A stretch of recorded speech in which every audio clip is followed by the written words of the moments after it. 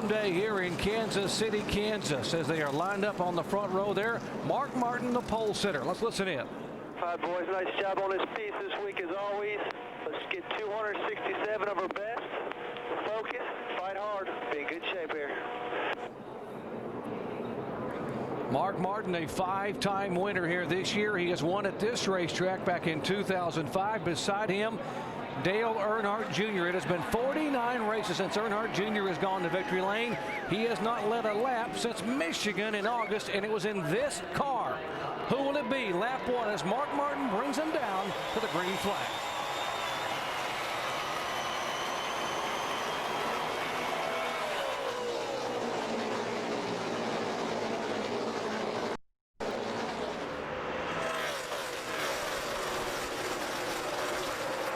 You can see Dale Jr. didn't want any part of that outside lane going into turn 1. He really let Mark Martin have that start and they'll be able to lead this lap and get those 5 bonus points.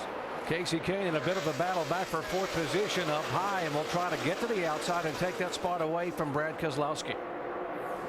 We'll tell you, these guys are looking at a racetrack that they haven't seen this entire weekend. Sunshine, a lot higher track temperature. They're going to really be searching around here, seeing what their car is going to do for these first few laps. Well, those crew chiefs are going to be intently listening to their drivers' comments now because of that track trouble off of 2.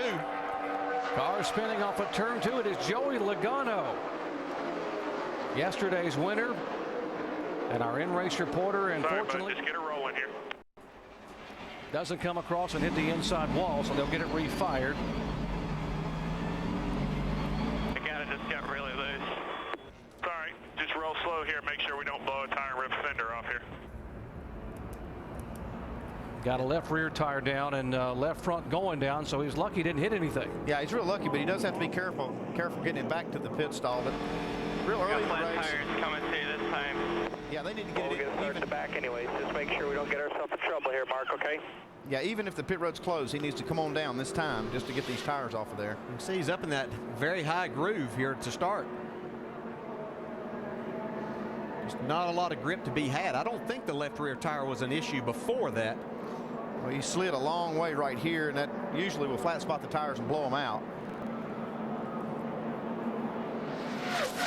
Lap 2, Logano running in 20th spot, and as you said, DJ, up across the top of the racetrack, just snapped around on him. You see he rolls in through the center here. He gets back to the throttle. He's going to try to go to the outside of Bill Elliott. Still there, Denny. You got to hold behind Denny. It's going to probably take a little bit of time to get some more rubber. Even though they haven't had any rain or anything since yesterday's race, there wasn't a lot of action up in that part of the track yesterday. From Marcus Ambrose onboard camera, right side of your screen. Right in front of you, stay low. There you go. All clear, keep coming. The combination of those tar strips you can see right there and a dirty racetrack and a green racetrack, I mean, this is all stacking up against Joey, and plus him being so high on the racetrack. Joey Logano wasn't in that car, but the last 2 years that 20 cars finished 39th and 40th here. Back after this message and a word from our ABC stations. To win $10,000, put your NASCAR knowledge to the test with the ESPN Pick 12 Challenge. Go to ESPN.com/Pick12 and guess the order the 12 chase drivers will finish next week at California. We'll announce who picked this week's order in the first 30 laps of the Pepsi 500, so make sure you watch. This week's winner who picked the correct order from Dover is Phyllis C. from Conway, Arkansas. Well, congratulations to Phyllis from Conway, Arkansas. Getting set for the restart here at Kansas Speedway. Mark Martin, our leader. Joey Logano came on and off pit road, is back on the racetrack after a change of 4 tires at the back of the pack, and also Sam Hornish came in for a tire change.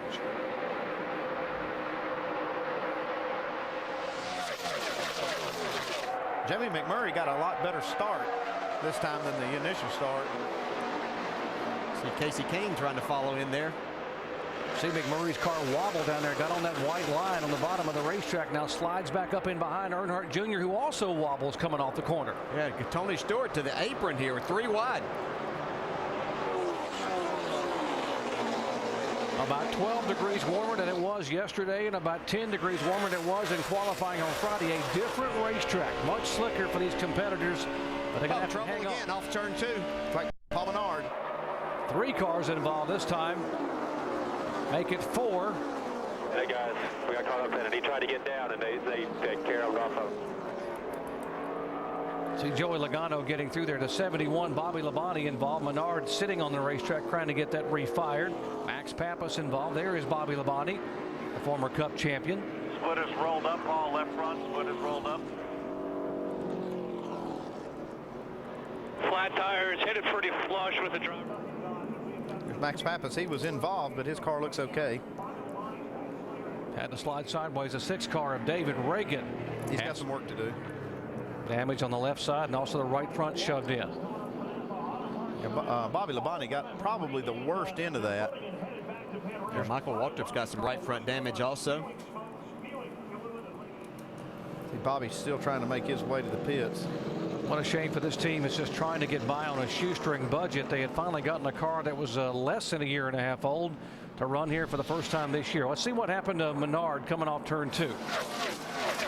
Almost the exact same thing we saw happen to Logano.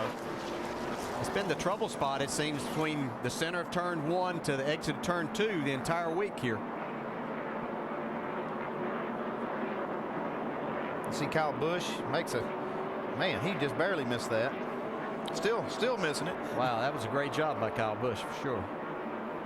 You also see Joey Logano try to snake through. He was the back of this pack. There's a contact. Michael Waltrip and Bobby Labonte. David Reagan gets the other side of Labonte. Yeah, Reed Sorensen in the 43 just snuck by there also.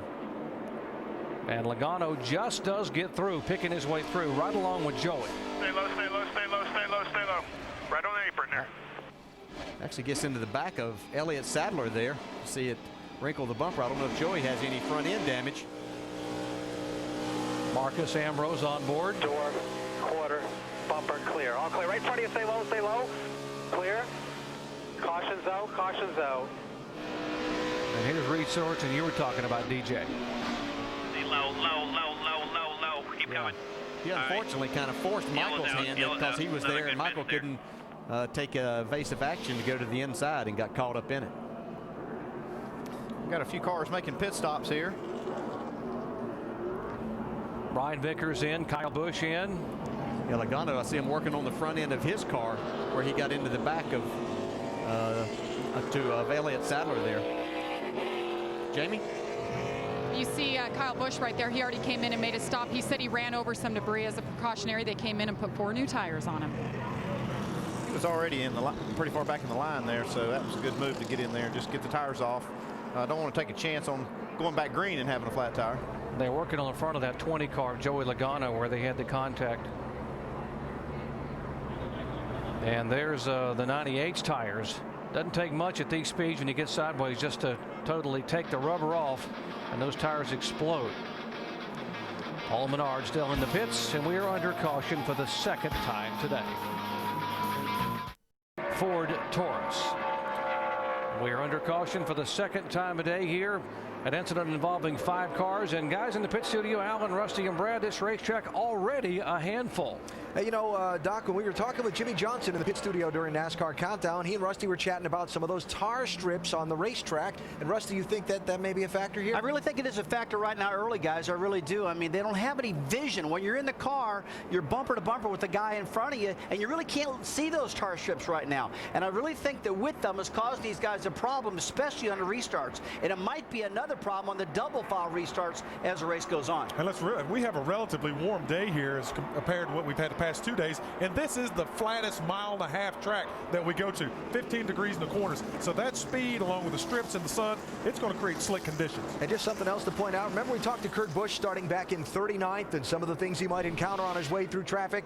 Well, Kurt was behind that wreck. He's in the shadow there, the spotlight, and had to find a way to slow down and keep from getting his Dodge wrinkled up. Coming through. That's Kurt and the 2 on the high side there. Wow, yeah, great job out of Kurt. Yeah, he's advancing through attrition. All right, time for the restart, Doc.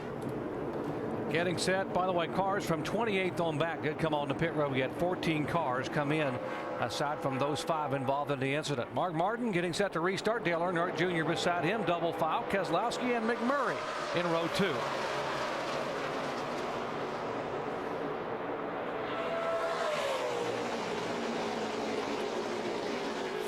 This time Dale Jr. hangs there, trying to hang on the outside and be able to get that run off of turn 2. And he gets a good run off of turn 2.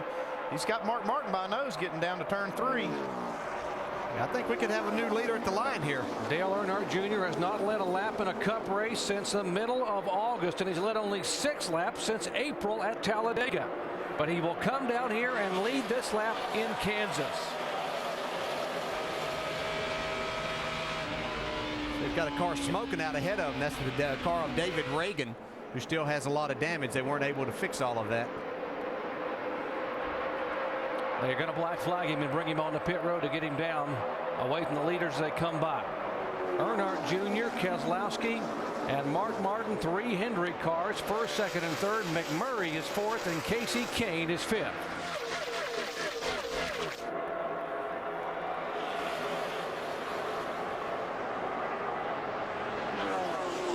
There's Juan Pablo Montoya trying to work his way by Matt Kenseth. Right in behind the 11 car of Denny Hamlin. That is 11th, 12th, and 13th. See, Jimmy Johnson's working up the racetrack a little bit, about a groove and a half higher than most of the other cars. Right now it's working pretty good for him. Moving by David Rudiman right here. You know, all the footage that we've pretty much shown from last year's race here was these guys racing from the middle to the top, and the guys that won, including Jimmy Johnson and Carl Edwards, that were right up front. That's where they ran most of the race. See Jeff Gordon right in front of him as both these cars now in the top 10 and 7th and 8th.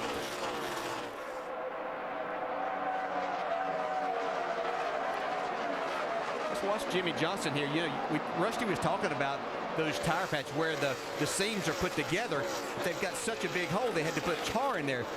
Jimmy Johnson, I think, has really worked hard at making this car work in between these as much as possible. You're going to have to cross over them at some point in time, but it's really critical where you do that. And as we watch Jimmy, he tries to keep all the tires below, or he'll straddle these seams, and I think that's very important. Right in front of him is Jeff Gordon, the only 2-time winner here at Kansas Speedway. Let's check in his pits with Shannon. Well, there certainly has been some action on the track so far today. A lot of cautions. Jeff Gordon did have some insight as to what might be going on. He had this to say to Steve Letarte. They're having a hell of a time off, too. That looked kind of like the same thing. They had somebody get up a lane, like you're saying, and they couldn't hold it on exit. Yeah, I got out there, I squirted through the middle, and then there's just a spot over there that is just like, it has no grip. And you can see Jeff Gordon straddling that white line. Steve Letarte says he likes to run underneath those seams, the seams on the racetrack that go around the racetrack. He says when Gordon does get his tire onto one of the seams, it's almost like driving down the highway when your car goes off the track. So he really likes to stay on the bottom. Right now, that 24, a little bit tight in and loose off. Thank you, Shannon. Battle for 13th. Left side of your screen is Carl Edwards and Montoya battle back and forth. DJ, when they came here 9 years ago, these drivers said this was a 1-groove racetrack. But in the past couple of years, it had widened out to 2 and 3 grooves. And I guess thus far today, if you get much off the bottom of the racetrack, it's very hairy. Yeah, but we're going to see this widen out as the day progresses. And even in this run, if we get some green flag racing, we're going to see guys get up close to the wall. This was a 1-groove racetrack, but that was because that's where the grip was and the fastest way around. You had plenty of grip. You don't have that now. These guys will be searching to see what can make their car perform the best. It's like Kyle Busch is looking for any groove he can find. He's passing high, low, wherever he catches them. There's Kurt Busch in front of him, his brother, coming from 39th position. You see Montoya, left side of your screen, and Matt Kenseth for 12th position. So Montoya slowly but surely working his way toward the top 10. I'm surprised that upper groove has come in as early as it has. We didn't see that yesterday in the nationwide race.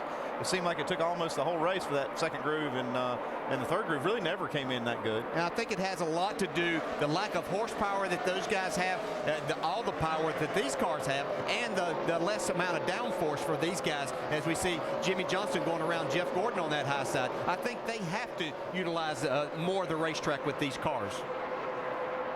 Jimmy Johnson taking another spot now, moving up to 7th position. Vince. Well, Jimmy had radioed in and said that the car was sliding the front end, so he was using the throttle off the turns, and really the only feedback he'd given in regards to the handling of the car was tight. But as the guys upstairs, you mentioned how he was running between the grooves, and Jimmy doesn't seem to be having any problem on that higher line, but tight is the feedback from Jimmy Johnson. Thank you, Vince. Someone probably thinks, need to tell Juan Pablo Montoya this race is 267 laps, not 27 laps, because he is on the move in that 42 car.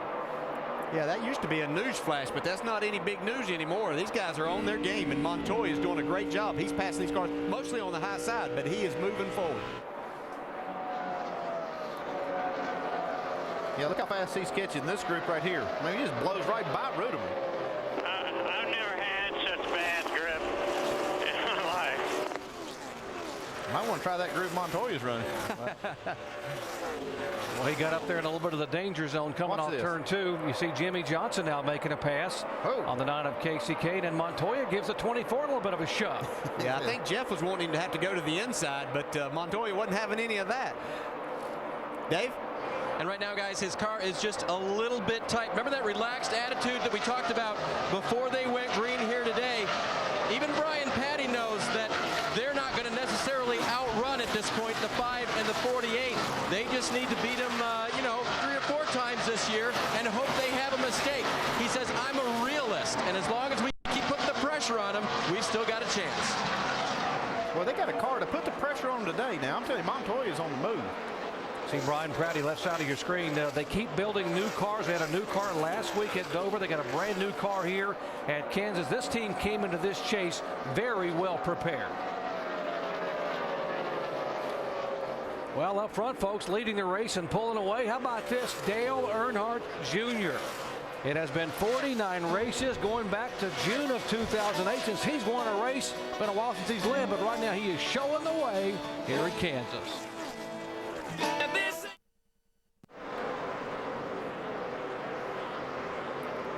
Dale Earnhardt Jr., the leader here in the Price Chopper 400 at Kansas. Lap 27 of 267, and Jimmy Johnson continues to motor toward the front. He's going by that 14 car of Tony Stewart to take away the 5th position.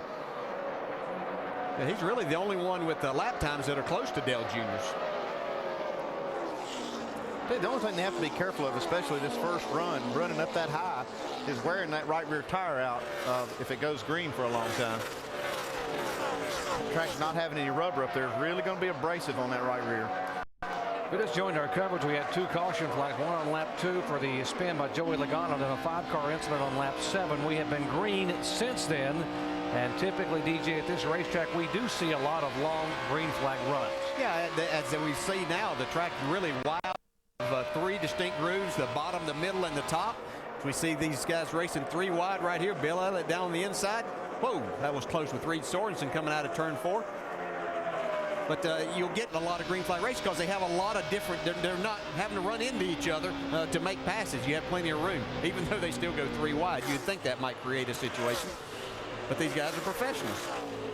They indeed are. You see Ryan Newman there in 21st position, and behind him, right side of your screen, all the way from 39th starting spot, comes that 2 car of Kurt Busch.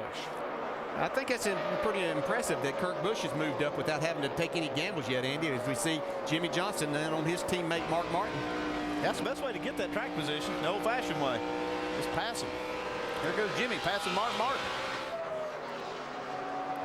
Principals from last week's Dover race had finished 1st and 2nd, Johnson and Martin. And now the 48 takes over that position and starts to move in on Jamie McMurray. You really say, watch Jimmy Johnson really concentrate on keeping it through the corners in particular, keeping his car in between those seams or either straddling them if he gets himself in that position. But very seldom will you see him get the right side or the left side totally on one of those seams. See, now he's going to the bottom. Like driving on uneven pavement on the interstate. When they pave one lane, you don't want to ride right there in the seam. You want to cross it quickly or get back across it quickly, not to disturb your car.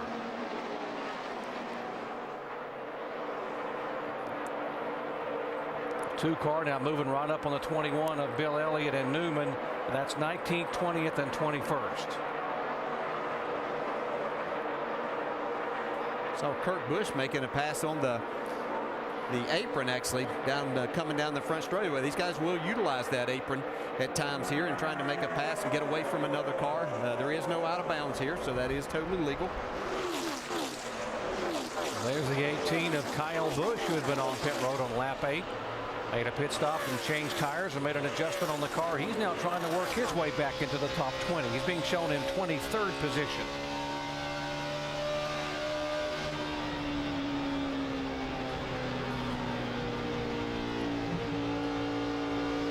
Of all the 1.5-mile racetracks that the NASCAR Sprint Cup cars run on, Andy, this is the least banked. Only 15 degrees in the corners. Then comes Chicagoland at 18 and on up to Charlotte, Atlanta, and Texas, which is 24. But this one, for a crew chief, really poses a challenge with so little banking. It really is unique when it comes to racetracks. And here comes Tony Stewart now on the outside. We've seen him. He's kind of been married to the bottom of the racetrack, and now I see him moving up.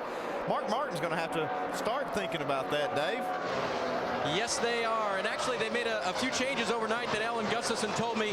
We've run all these things on the car before. We just haven't run them all at the same time. So I'm not sure exactly what we're going to get.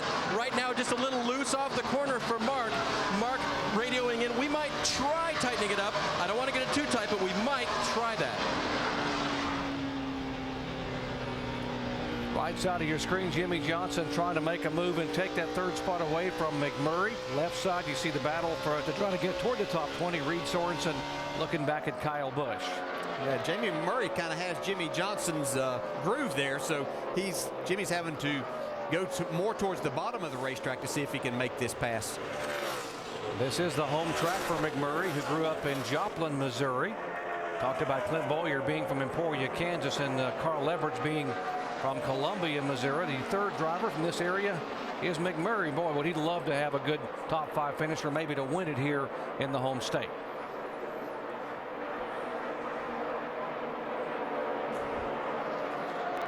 There's Jimmy. Looks like he's finally going to be able to make the pass. He got a good run off of turn 4 on Jamie McMurray to take over that third spot. In fact, Stewart's going to follow through. See if he can make it stick right there. I don't think he might make it. Not off 2. Just not enough grip and not enough forward bite for Tony to make the pass right then. Tony Stewart just dives it in there and runs right in on McMurray, and then coming off the corners like they put out a parachute behind the car. Now he'll try to stay up high, see if he can use that high lane, but so does McMurray. 38 laps in, and back up front it is Dale Earnhardt Jr. showing the way. If you just joined our coverage, Mark Martin, the pole sitter, led the first 11 laps. And then Dale Earnhardt Jr. took over and has led the last 26. Jamie. Well, if you look at the practice times at 24th, 13th, and 20th overall, you could be surprised by the way he's running. Obviously, the sun is playing into it. But Lance McGrew told me in qualifying, Jr. moved around a little bit and avoided that seam you guys keep talking about through 3 and 4. He said the car was so consistent, didn't upset it at all. That's where he's sticking now. You see him moving up. He's starting to go into that high line. Right now, he says he's just a little bit tight rolling through the center.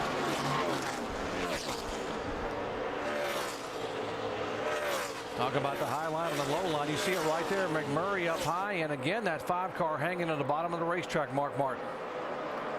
Well, that's where he feels like his car is the best right now, and he's not going to take any chances to move. And we see him.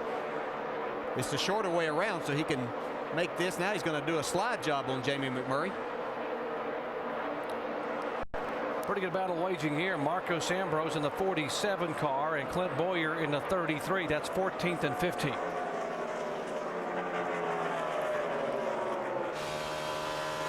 Bowyer very good in final practice session on Saturday afternoon. Thought he would have a very good car, or a good consistent car here in race trip. Yeah, I talked to some of the guys in the garage area this morning with the 33 team, and they felt like that they had a good chance of getting a top 5 finish today.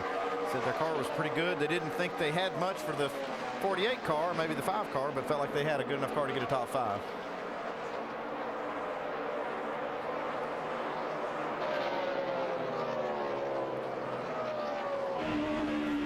Toyota and a Dodge battling here. The 00 of David Rudiman, already a winner this year on a 1.5-mile track at Charlotte. Trying to hold off the 9 of Casey Kane, who's only had 1 top 10 finish here at this racetrack. And right now they are both running in the top 10 at 7th and 8th. Back up front using that high line is the 88 car of Dale Earnhardt Jr. And back in second position, there comes Brad Keselowski, making only his 12th career start in a NASCAR Sprint Cup car and only his 10th start this year. Yeah, but he was very confident about his chances here today. I mean, he wasn't talking just having a good run. He seriously thinks he can win this race, and there's no reason for him not to. He had a great race yesterday, and showing here today that they were very confident with their car after final practice yesterday. There's Tony Eury Jr. there, the crew chief, former crew chief for Dale Earnhardt Jr. By the way, Brad Keselowski has only led 1 lap all year, and that was at Talladega, and he won the race. Right now, it is Dale Earnhardt Jr., our leader here at Kansas. Back after this message and a word from our ABC stations.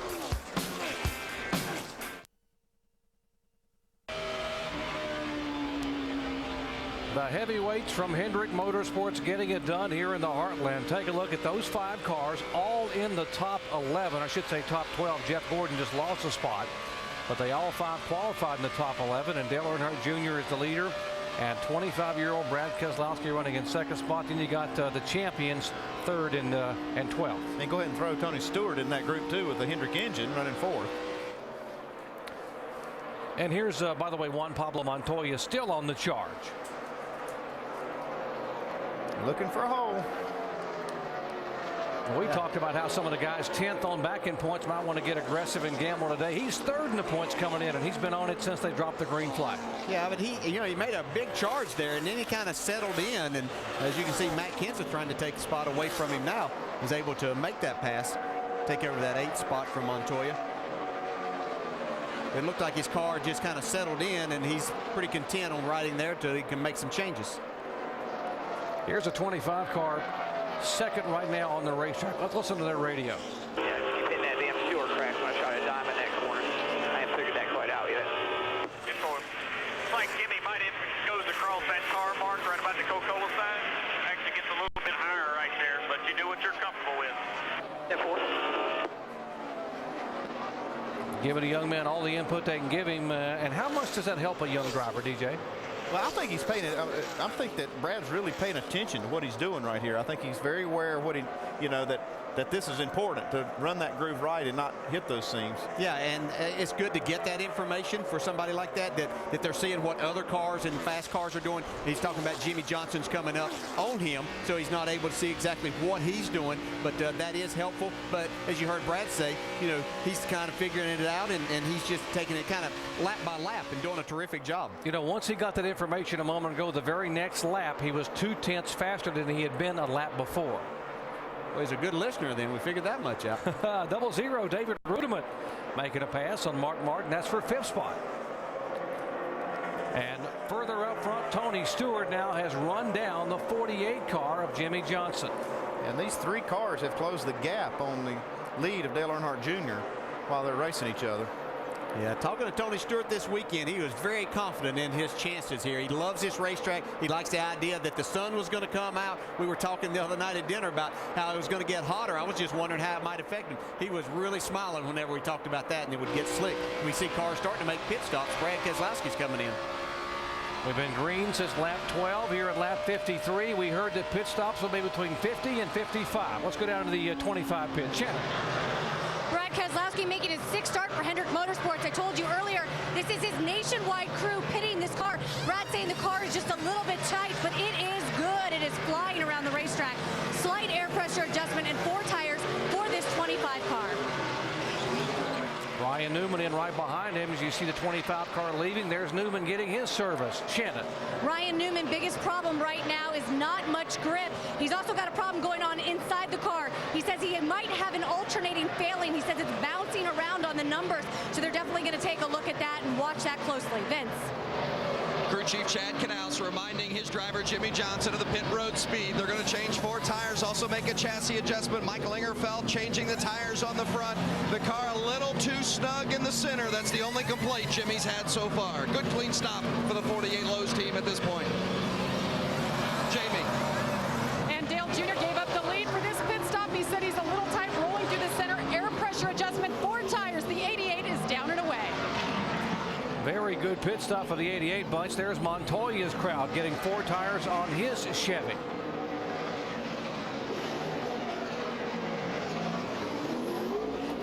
Let's check on Tony Stewart's stop. Dave. Tony had been radioing to his crew that he needs to roll the center better. So they're going to put 4 tires on that. That'll give him a little bit of grip. They're also going to make a wedge adjustment going in the left rear window right there for Stewart. Had been running along in about the 3rd position. Now Mark Martin had dropped back to the 6th position. He is on pit road now as well. He will get an air pressure adjustment for that race car, but it really was close to the setup he wanted balance-wise and didn't want him to do a lot to it. That maybe tightening it up thing he asked for earlier, nah, he waved that off.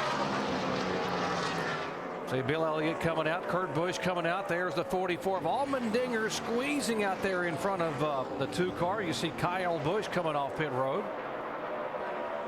Back down to the 11 pit, Jamie. And Denny Hamlin trying to rebound after last week's poor performance by this team. They went 2 laps down. He says he's a little tight in the center and needs to work on the throttle as well. They're going to make a wedge adjustment, 4 tires for the 11, Vince. The 20 car of Joey Logano has had issues from the very beginning today. They spun on the first lap, didn't make any contact, but have done some front end damage on another incident as you see the 4 tire change and cleaning of the grill. Dave. Carl Edwards coming down pit road now. He was able to stay out long enough to lead a lap. Had been running in about the 10th position. His last report was a little bit tight in the center, a little bit loose off. So they will go to an air. Actually, they call for no chassis adjustments, I heard Bob Osborne say. So it'll just be air pressure to try to help Carl, last year's 2nd place finisher. Again, 5 critical points that he got for staying out and lead a lap.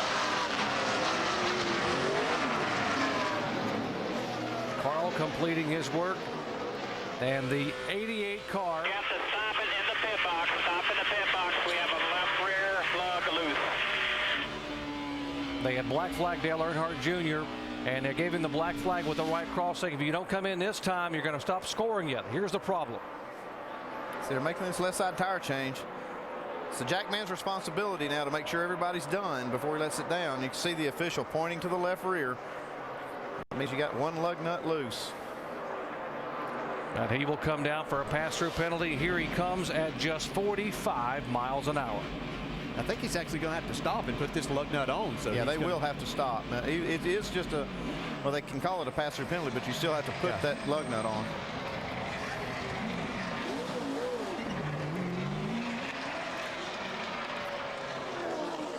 Here's the 7 car. Let's go down to Hollywood.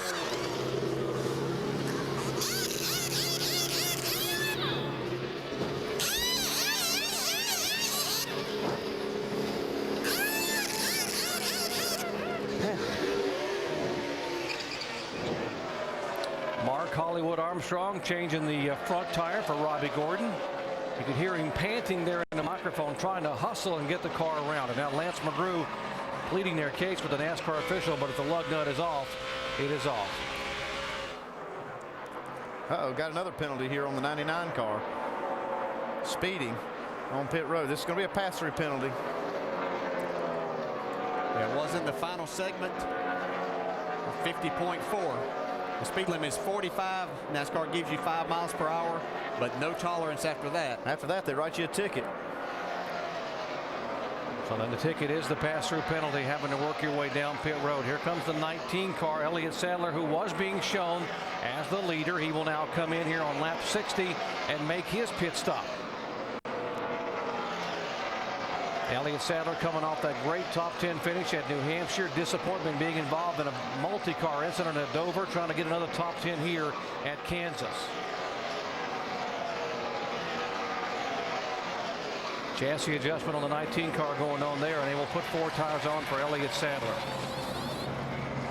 After that, having to come back on pit road, that puts Dale Jr. a lap down right now. So after leading 41 laps, a miscue in the pits for Dale Earnhardt Jr. has cost him a lap. He's being shown back in the 32nd position. Back up front, battle for the lead, these 2 guys. Yeah, this 25 car, Brad Keselowski, got the lead on that round of pit stops, actually beating Junior out there even before Junior made his penalty stop. And Jimmy Johnson's been coming. See how fast he is right now. Getting ready to take that lead back away from Brad.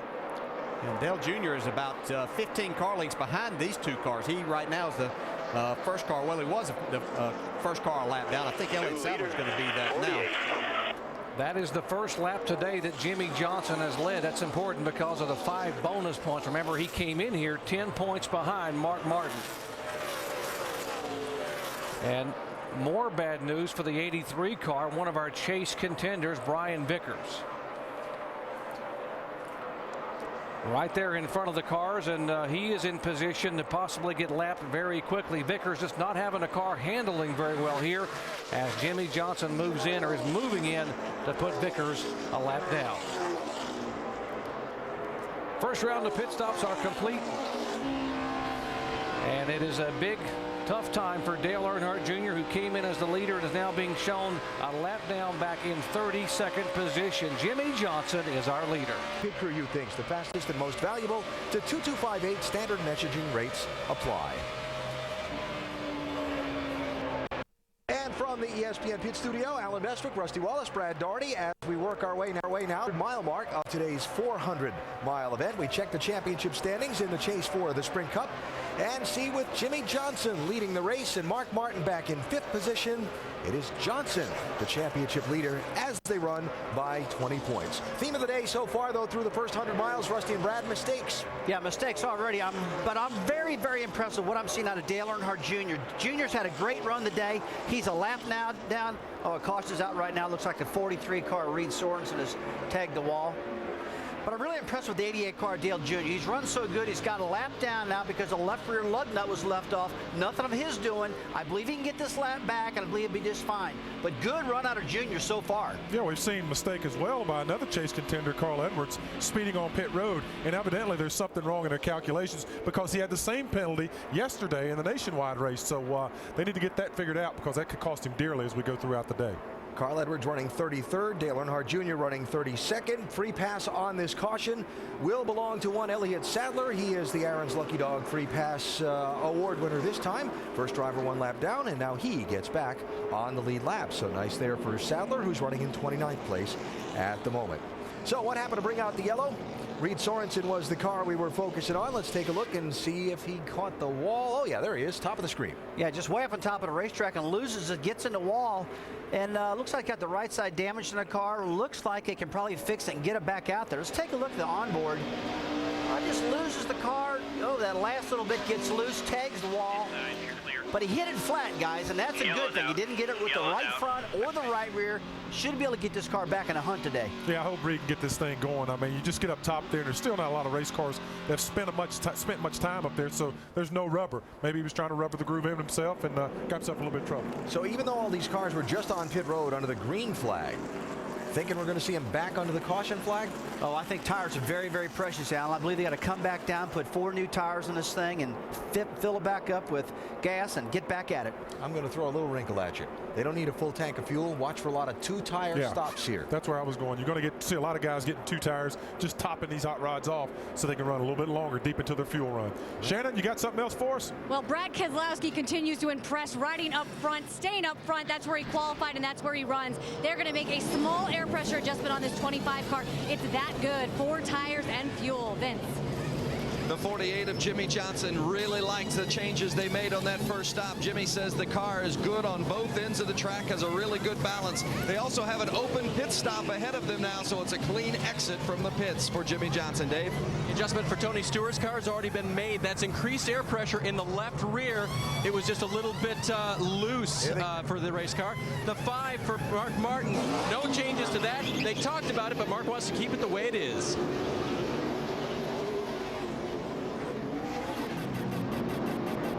Here they come, the 2-tire guys, looking for some track position. Oh, yeah, the top 3 guys. Take a look at that. It's a great way to get some track position because they didn't have a lot of laps in the tires. Good job out of Biffle, Truex, and Kurt Busch for making that call. Look at Kurt Busch, up 13 positions.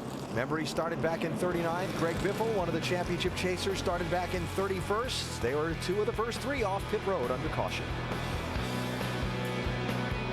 The 43 car having an incident. Reed Sorensen, the leaders have been on and off pit road. There's the 48 car, Jimmy Johnson. They lost a couple of spots to other cars changing 4 tires. Actually lost 5 positions from where he entered pits to where he exited, but some only took 2. And they had a bit of an issue, a little bit of an issue on the right side of the car. You can see right here where Greg Biffle's team, total time there by the crew, 6.4 for those right side tires. Gains you a lot of track position, and that total time they're reflecting that. See 14.4 for Jimmy, 4 tires. Show you again the 48 coming on the pit road, and I watch the guys going to change the right side tires. Well, it's just a matter of, split seconds that makes a difference in these positions off pit road. You see the right rear guy had just a little trouble getting the tire off, or actually getting the lug nuts off of the right rear. They made a nice recovery though coming around here on the left side. Still much better to be a couple of seconds slower than to leave a lug nut off and have to come back in like Dale Earnhardt Jr. did. Here's the pit time breakdown, Andy. You see the difference there. And of course, Jimmy Johnson losing the positions. Logano's bunch 12.9 seconds. Yeah, give David Rudman's crew a tip there for a 12.6 second 4-tire stop. Yeah, and Ryan Newman got caught too fast on the exit, so he's having to start at the back of the pack here. Greg Biffle, who won this race 2 years ago back in 2007, will lead him down. They bunch up behind them, little accordion effect. No harm, no foul. Almost have some incidents. And now back in the pack, a couple of guys going around the 21 of Bill Elliott. I think that was just like you said, an accordion effect. Yeah, Bill Elliott couldn't get going. That's about to be big time trouble for a lot of those guys. They were 3 wide off of turn 2 a moment ago. Jimmy Johnson now gets in front of the 17 at Kenseth, and here comes Keselowski on the high side.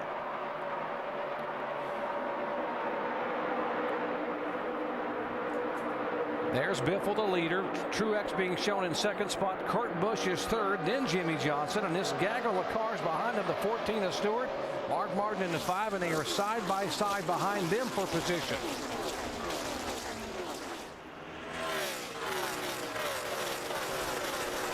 So you got to love this double file restart shootout style. It has really added so much competition here after these guys get fresh tires. Does make things a lot more exciting for sure on these restarts, where these guys are racing cars with equal speed. You know, a lot of times we always had double file restart, but they've been a little different with lap cars on the inside. Dave, what's going on with the 42? Well, the 42 Montoya, he got lucky that the caution came out, guys, because he had a tire going down. Now, he could feel it, but you know what? Sometimes you can hear it. Listen. That is the sidewall leaking. That's the tire that came off Juan Pablo's car in this last stop. Now, on the first set where he ran all those laps, good news for tire wear today. The tires were very worn, but were very good. But this, kind of unusual.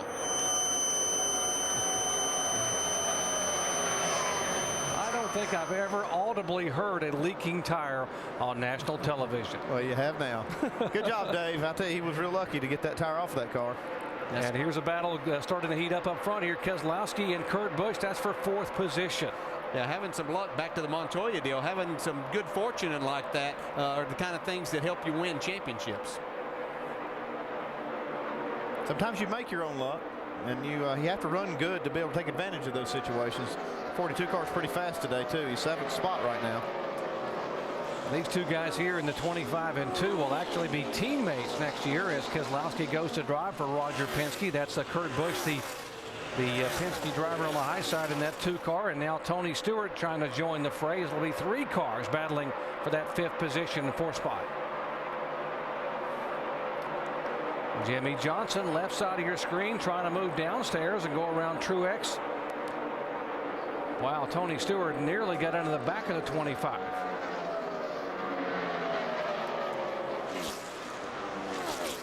Those 2 tires working pretty good for Kurt Busch.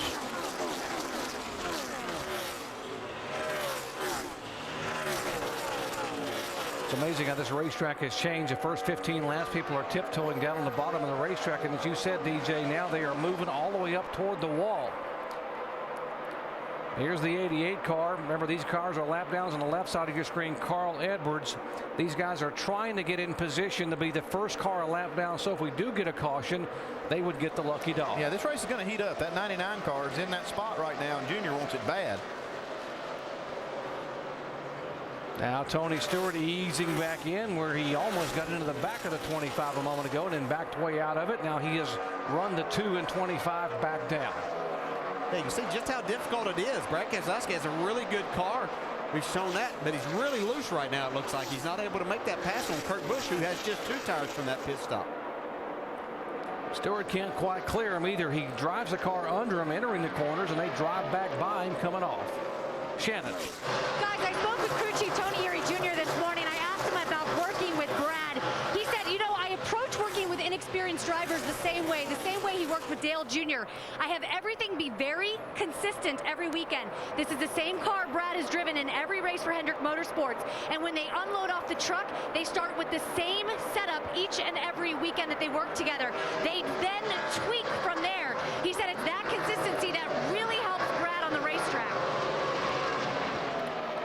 has certainly come a long way. We're talking about Brad Keselowski as a Nationwide Series driver and also as a NASCAR Sprint Cup driver. He will run one more time in that Hendrick car this year, and that'll be at Charlotte coming up in the middle of October. You see those 3 lanes, all 3 of them really equal there coming off the corner, but they're all using different lanes through the middle of the corner. He probably wishes Tony Drury Jr. could help him get by this 2 car right now, because he is faster. He just can't find a way around Kurt Busch on the bottom.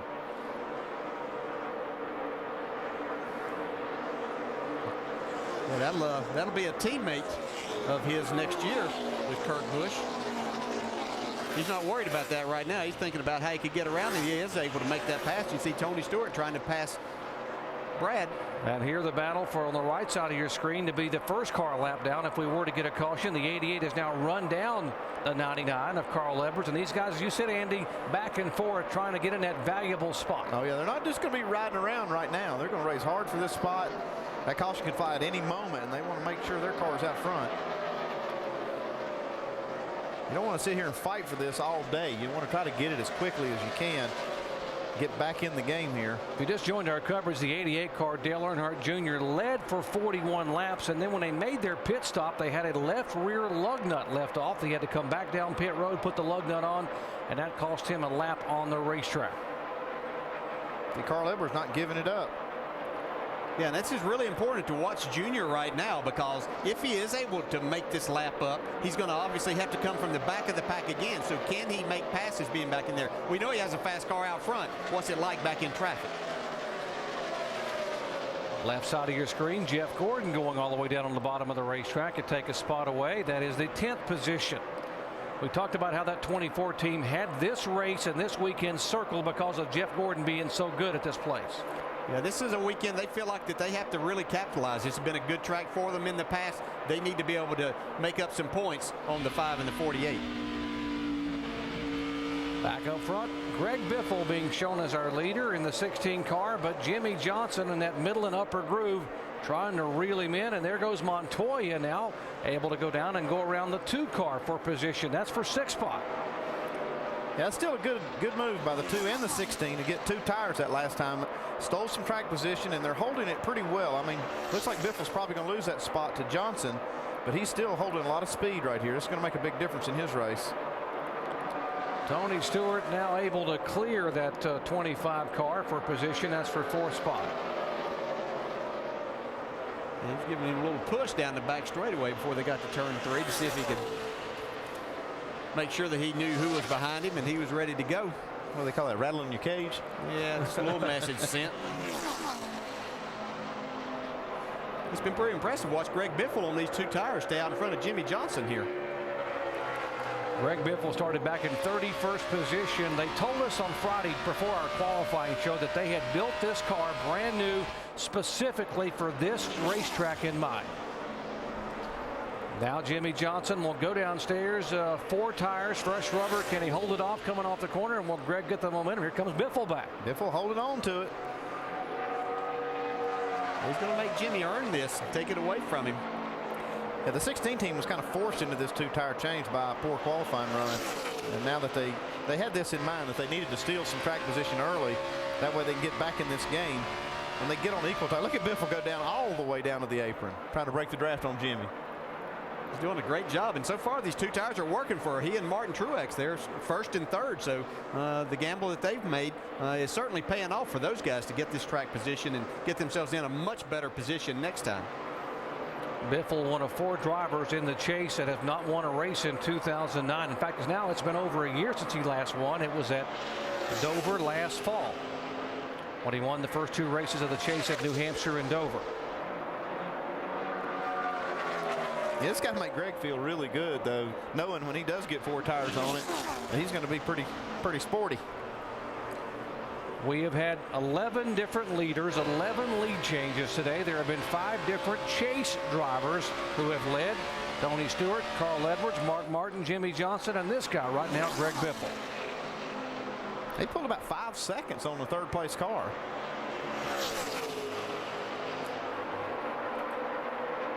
See Jimmy get right up next to Greg Biffle as they come to the start-finish line there. See if he's able to clear him down in turns 1 and 2 this time. You see Biffle using that side draft right there. It's just almost like it stops that 48's momentum. Tony Stewart, left side, taking the 3rd position away from Martin Truex. Battles all over the racetrack. Stewart is on the move. Jimmy Johnson has gotten there but can't make the pass on Greg Biffle as Biffle continues to be our leader. Back after this message and a word from our ABC station. Front, and we'll let you know that some NHRA O'Reilly Mid-South Nationals finals will be tomorrow at 7 Eastern time. They were rained out today. They were scheduled for tonight. They will air tomorrow at 7 o'clock Eastern time from Memphis. How about NASCAR now? Wrapping up the weekend. 10 o'clock Eastern time on ESPN2. And of course, NASCAR now presented by the Home Depot tomorrow, 6 Eastern time, the roundtable discussion. NASCAR Nationwide Series from California next Saturday at 4 o'clock in the afternoon. And of course, NASCAR Sprint Cup, it'll be round number 4 in the chase for the Sprint Cup. The Pepsi 500 in California next Sunday afternoon, 2:30 Eastern time, live on ABC. Jimmy Johnson loves going to California Speedway. He's got to be enjoying this a little bit here at Kansas, where he won a year ago. But Greg Biffle just sitting up there riding high, wide, and handsome. Man, I'm telling you what, I'm impressed by what he's doing with this car with 2 tires. And don't think that the crew chiefs on pit road aren't paying attention to this, too. If they've got about 20 laps on tires, they're going to definitely consider 2. Well, they might need a really good race car and Greg Biffle as the driver to make all that work. I don't know which it is, but it's certainly a great combination for Biffle and that team right now. Talk about great combinations. Montoya continuing the motor right on, takes the 5th spot away from Truex. It's amazing. Juan Pablo Montoya has 4 top 5 finishes this year, and 2 of them have come in round 1 and round 2 of the chase. You can kind of see it them leading up to this type of performance. Don't know that we expect him to be top 5 every week, but we could see that they were becoming more and more competitive throughout the year. He and Brian Patty make a great team. Lap 100 here in the Price Chopper 400 at Kansas Speedway.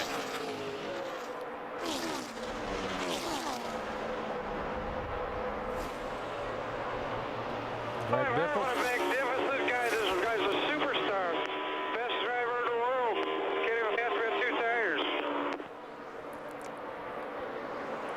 Yeah, I'd say he's a superstar too. Yeah, that's holding off Jimmy Johnson. That's one thing you don't have to worry about, Greg Biffle giving you 100%. What you got to worry about is trying to him giving you more than 100%. I'm telling you, he leaves it all out there on the track.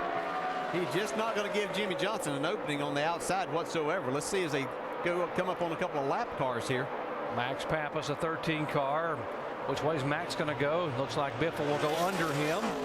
Whoa, really? Under him. Uh-oh, this might be the opening Jimmy's looking for. That pick gave Jimmy Johnson a chance to get by because Biffle had to jump in the brakes. Leader, 48.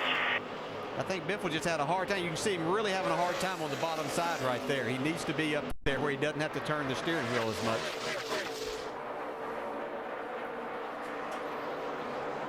Now, we were talking about some of the tire issues early on when these guys spin and flat spotted the tires.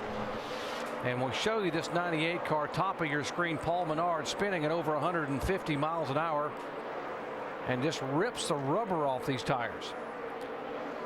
And you wonder how a tire like that can allow you to be able to get back to pit road and not tear the car up. Well, that's what's left of the tire. Why don't we go down and explain how this all works as we go to our Craftsman Tech Garage and Tim Brewer. Jerry, Dave Burns had that tire a while ago. You could hear the leak. Well, hey, we've got one. You can see the hole in this tire. This is fresh off the 98 car, but this is the inner liner. Inside the tire, you can see where it barely touched the racetrack surface right here. But the way that the inner liner works, it basically comes out. When you puncture this outer area, you've got a valve stem on the inside that contains the air in the inner liner. In this area, it contains the air pressure in this tire. But what it does, it comes down, rides on the inner liner, and gives the driver an opportunity to regain control. Tim, thank you. A great safety innovation by Goodyear. And back before they had the inner liner, when you cut a tire, that wheel would dig into the asphalt and the car would just start rolling. You see Matt Kenseth now trying to fight his way by the 1 car, but yeah, the inner liners have been around a long time. I mean, this is something Goodyear and Firestone, I believe, developed years ago. I'm not sure which one, but it's been a long time in the sport. Yeah, too many times we talk about Goodyear in the sense that when they've had tire problems, but they've done a lot of really good things throughout the year to make these cars safer for each time these guys get in the car.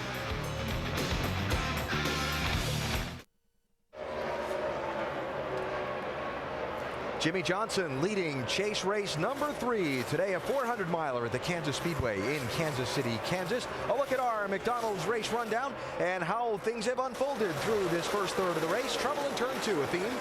Oh, yeah, turn 2's been a problem. Take a look at Joey Logano right there, spinning off of turn 2.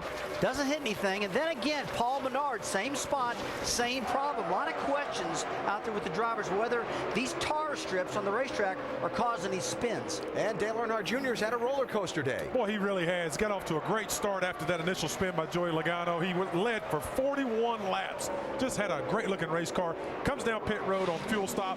They leave a lug nut off, and it has put him back. He's back in 35th position, a lap down, has derailed his day. Jimmy Johnson charged up through the field early. Then after Greg Biffle's team used the 2-tire strategy to get him out front, Johnson got some help in traffic when Biffle got caught behind the car of Max Pappas, and Johnson is now the race leader at the 109 lap mark. Jimmy ahead of Biffle by 0.7 of a second. Let's take you up to speed now and set how some of the runners in this field are performing. We begin with the leaders, Pitt and Vince Welch. Vince? Well, Alan, it's no surprise to see Jimmy Johnson out front. He won this race a year ago. He's led more laps here than any other drivers. Had a real good run early in this race, although in this stint he says the car got a little too snug 4 to 5 laps into the run. Still pretty solid, however. The 16 car of Greg Biffle. Remember at the beginning of the show we told you that crew chief Greg Irwin feared it would take 2/3 of the race to get from their 31st starting position up into the challenging positions toward the front. Didn't take nearly that long. Greg Biffle is really good, and as Alan mentioned, he's good on 2 tires. Dave? Running in third is Tony Stewart. Not bad, a little free on entry according to the driver. That's much better than they had yesterday when the car backfired badly on lap 6 of morning practice and they had a bad vibration. They swapped out the ignition panel, carburetor, the gear, the drive shaft. It ran fine through the end of the practice. Got rid of their gremlins. Shannon? The meat between this chase sandwich is Brad Keselowski. What a great run for Brad. He is on his own agenda right now, guys, but he's got to be reminded a little bit that he is racing around some guys who are going for a championship. In fact, NASCAR officials were just over at the 25 stall, and according to the team, they told them to remind Brad just to calm down a little bit, not to race so hard so soon around all these chasers, but the car has been great for the 25 team so far. Dave? Juan Pablo Montoya needs a little bit more forward bite. Crew chief Brian Patty will try to give that to him on the next round of pit stops. Talked to Brian this morning. He said, you know, I learned 80% of what I know in the garage area by looking around. And he said, you really know you've made it when other teams start looking at your stuff. And he says, people have been eyeballing our car the last few races. We know we're running good. Shannon? Matt Kenseth coming off that great run last week at Dover. Many people have been asking them if this team has turned a corner. Well, according to Drew Blickensturfer, they've just gone back to basics. And basics is how they ran at the beginning of the season. This setup is very similar to their intermediate package at the beginning of the year. And so far, it's just been a little bit free all year. And behind Matt Kenseth running on the track is Jeff Gordon. This team knows that they have to have a good finish here today, but the race has not started the way that they want to. The car was all over the place. Jeff Gordon told Steve Letarte, if you can fix it, you'll be my hero. They have taken some big whacks at the setup, and right now it looks like Steve might be a hero because it is getting better. Dave? We know who Mark Martin's hero is. It's his crew chief, Alan Gustafson. Alan told me this morning, you know, when he says that good stuff about me, he's very gracious, but I'm an actions person, and I know talk can be cheap, even though it's not from Mark. He says he shows what he believes in us by the trust he shows in us, doesn't question us a lot, and the respect he shows this team week after week by the way he drives the race car and doesn't second get us. Right now, Mark's car is a little bit loose off. Needs some help there. Jamie? And the one car, Martin Truex Jr. Remember, he had a great run going here last year, led 43 laps and then blew up. He has a pretty stout car here. It's the one he sat on the pole at Atlanta with. He says he's lacking overall grip right now as he continues to move backwards. But remember, last pit stop, he took right sides only, and he's losing some spots right now. Vince? The 00, David Rudeman. They weren't happy with their car in the final practice, but right before the end of the practice, they thought they'd found something that would pay off today. Well, today, David Rudeman is dealing with a race car that he says is evil loose. He said he can't go anywhere without it wanting to spin. No side bite, no nothing, but he's still managing to run in the top 10. That might bode well for him later if they can get it snugged up, Alan. All right, Vince, thank you. So updates there on the runners in the top 10 at this point in the race. And again, at the head of the pack, Jimmy Johnson, defending winner of this race. Johnson out in front again. He started 11th today, marched to the front, got set back a little bit on a pit stop, then came back to the front. Remember that frantic finish with he and Carl Edwards last year? We'll see if we get another one of those today. Ain't no roller coaster ride.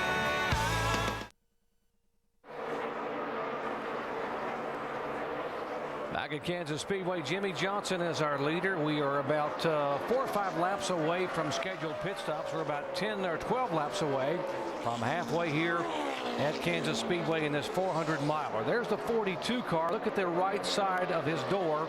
Moments ago, a little contact on the racetrack with Juan Pablo Montoya. Yeah, these guys are racing. Montoya had run Brad Keselowski down, and as they went into turn 3, Keselowski went to the top. You see Montoya gets back to the throttle right here. Kind of surprises Brad. Well, after he hits him, might have been yeah, surprised. that was surprising. But he does go on to make the pass. Let's listen to Montoya's radio. I was there. Yeah, he was there. Yeah, he was thinking that Brad probably turned down a little bit. And I tell you, sometimes you just have to, if you get your right sides in those seams that we've been talking a lot about, then you have to get yourself off of that. And I think that's what Brad was trying to stay away from a situation that could have made his car slide up into the wall. They should be coming in for scheduled pit stops here in the next lap or two. Crew's now getting ready down on pit road, getting tires up on the wall. They last pitted.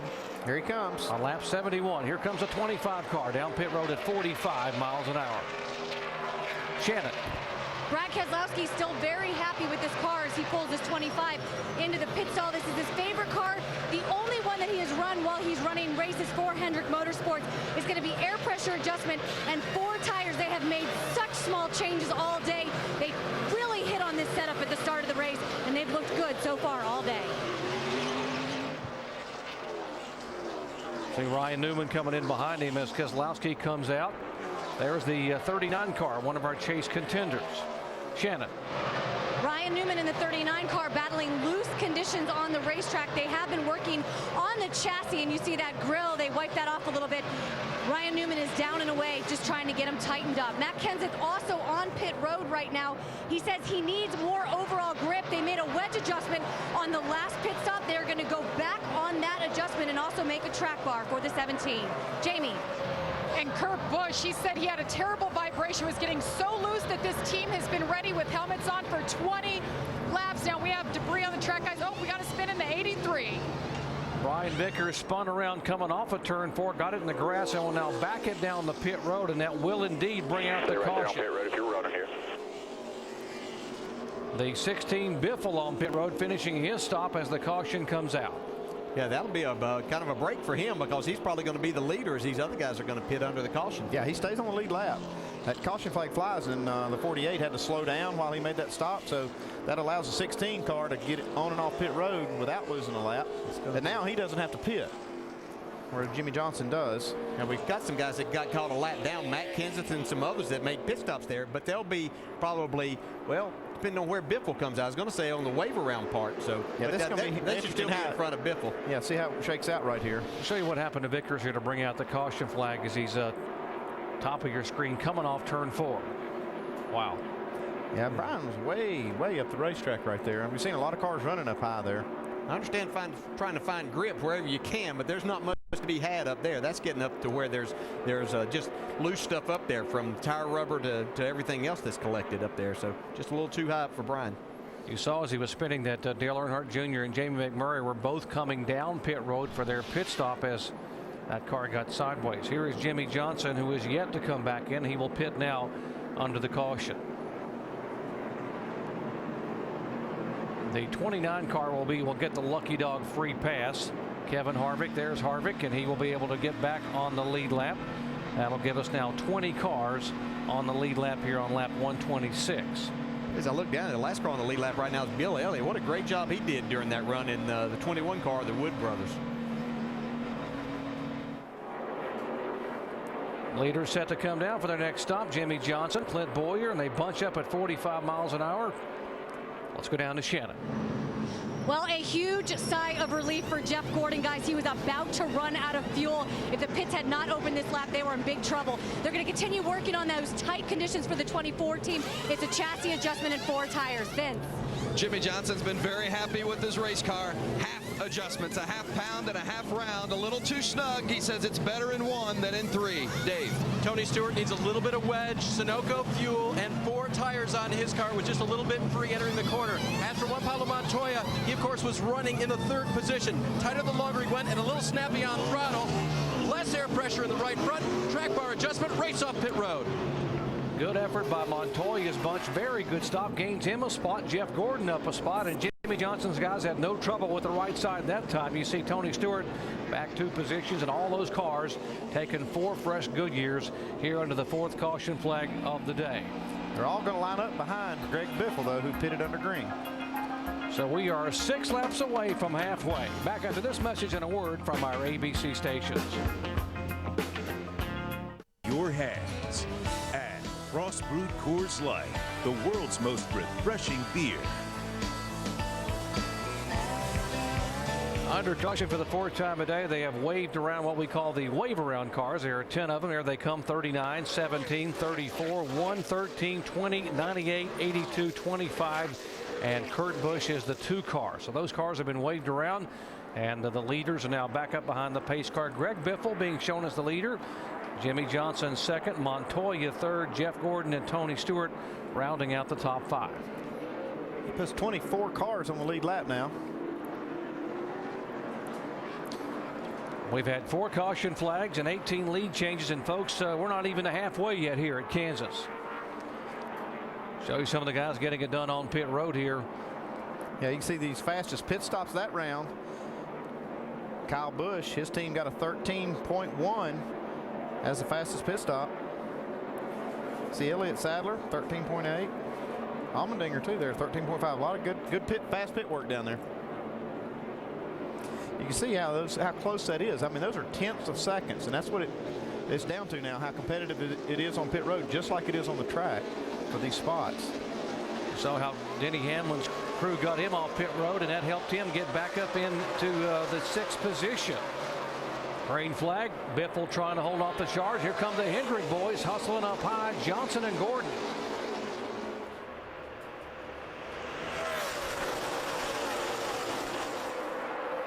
Johnson now pulling Biffle by half a car length, and look at this battle here. The 42 of Montoya trying to take the spot away. Yeah, I think that inside be okay here when you have fresh tires for a couple of laps. Like Biffle may have got just into Jimmy Johnson off the corner. Close call. Biffle will now go back across that white line. See the 42 car back there. Neither Montoya or Jeff Gordon have led a lap today. They can see the lead from where they are. In fact, Jeff Gordon has not led a lap in the chase thus far this year at New Hampshire or Dover. Here comes Denny Hamlin. See, Montoya is able to finally take that spot away from Jeff. Here comes Tony Stewart. Look at Stewart now. He's getting aggressive, taking these spots. Top 7 drivers are all chase contenders. Race number 3 in the chase for the NASCAR Sprint Cup, and the first driver outside the chase is Kyle Busch, back in 8th spot.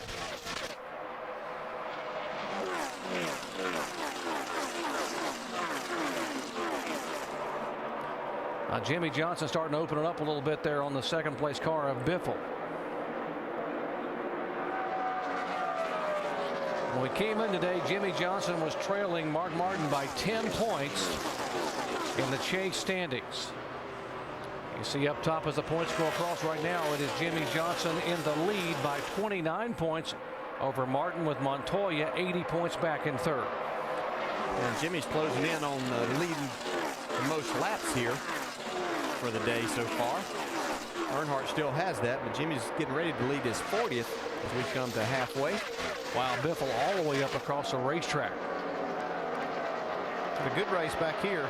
See Casey Kane, the 9 car, now pretty strong after that round of pit stops. Passed quite a few cars there on the outside. He's still looking high now on Mark Martin. Martin gets a good run off the corner. Oh, look at the 33.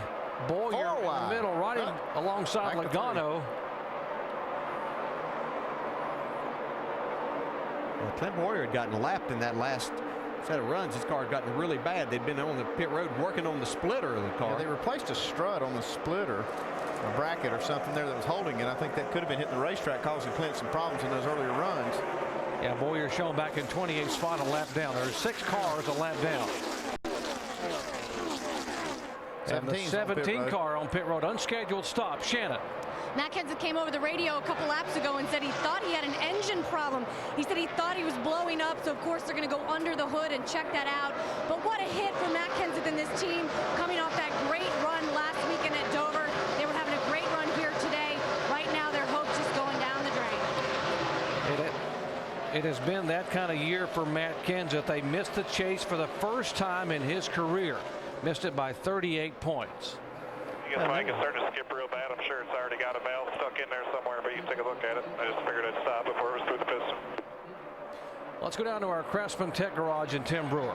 Thanks, Doc. Historically, right after a pit stop, if a guy over revs the engine, what's going to happen? You might go up and actually break the valve spring here. As the valve spring breaks, it gets the piston and the valve out of timing. What's going to happen is literally this is happening in a millisecond. Engine turning 9,000 RPMs. It's going to tag the top of the piston, and then, like Matt says, he wanted to stop before the valve comes down and goes through the piston, totally blowing the engine up. And when that happens here, Tim, at these speeds and all the fluids come out, it is becomes a multi-car crash and involves a lot of other cars. Yeah. Matt Kenseth heads to the garage area, and Jimmy Johnson heading away from the rest of the field. Johnson's lead now 2.2 seconds over Greg Biffle.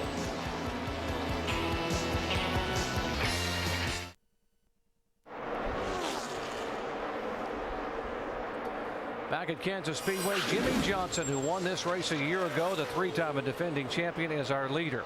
ABC Comedy Wednesday is a new night for comedy, and at 9 Eastern, 8 Central, Modern Family is the #1 new comedy. See for yourself why all of America can't stop laughing and talking about ABC's Modern Family, all new Wednesday at 9 Eastern, 8 Central on ABC Comedy Wednesday.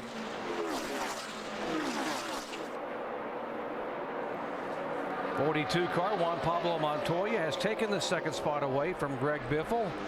Biffle, though, not letting him get away, and here comes a 24 car of Jeff Gordon to join the fray. Yeah, Biffle was about to lose the 3rd spot to Jeff Gordon there after Montoya passed him, but it looks like Biffle's found something, and now he's got back up on the bumper of Montoya. Let's check in and talk to Matt Kenseth. Shannon. Matt Kenseth out of his car, his guys working under the hood of the car. Can you tell us exactly what you heard and felt inside that 17 on the track? It felt like it was getting ready to blow up. I dropped a valve or something. It got stuck in there, but I thought it ran really good this weekend.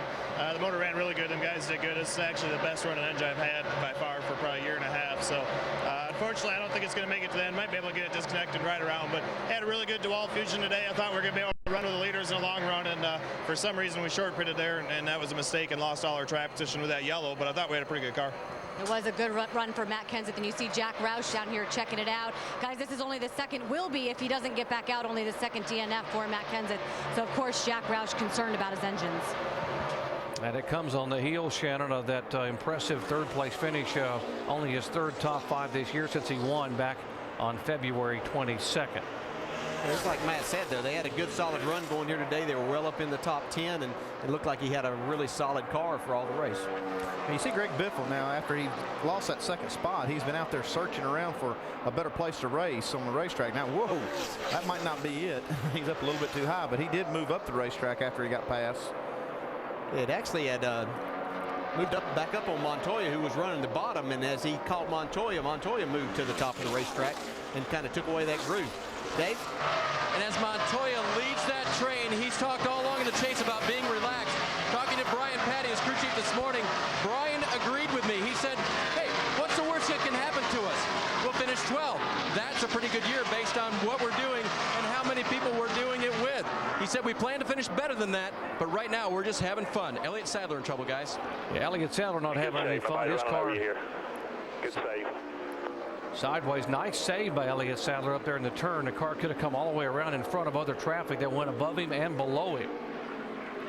But it will bring out caution for the 5th time today. No, my right front's flat. So you can see what happened to Elliott, right side of your screen. Yeah, just like we saw with Brian Vickers, Elliott really up right next to the wall. This is up in turns 1 and 2. Just loses traction. Seems like nice job. A lot of guys keep moving up and up and up, trying to find that little bit of grip, but there's just a fine line that you can't cross up there.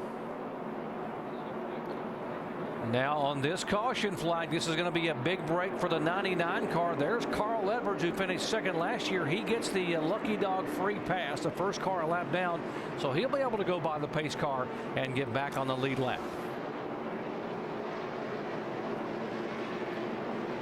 That'll give us 24 cars on the lead lap. Leaders last on pit road in lap 127. That's 20 laps to go. They're all going to want fresh rubber. Headed down to you, Shannon. Jeff Gordon pulls his 24 car into the pit stall. He says right now he's still just a little bit tight in the middle, but a little bit of strategy, guys. Steve Letarte is calling for 2 tires only on this 24 car. Vince. The 48 discussed 2 tires, but Chad Knaus and Jimmy Johnson agreed on 4. Those tires had just 17 laps on them. Said he started a little snug that run, thought it might tighten up, but it stayed right with him. A good run for the 48. Dave? And guys, while Pablo Montoya running in the second position, they're just going to make a slight air pressure adjustment for a car that was too tight. As fast as he was running, it still wouldn't turn the way he wanted it to, so it's an air pressure adjustment. He's going to go for 4. They talked about doing 2. And now he goes for 4. Tony Stewart, by the way, did take 2.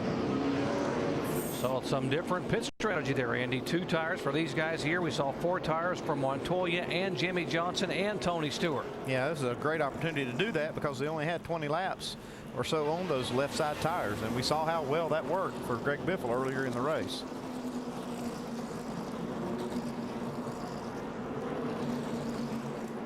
Jeff Gordon a little longer in the pits than he wanted to be in that 24 car. Let's show you what happened to this team here. Watch the right front. There's only 5 lug nuts on there, and you got to get them all off. Look like you hit about 9 of them. Yeah, he couldn't get that one. It was being pretty stubborn right there. That's really costly when you have 7 or 8 other cars that are getting 2 tires also.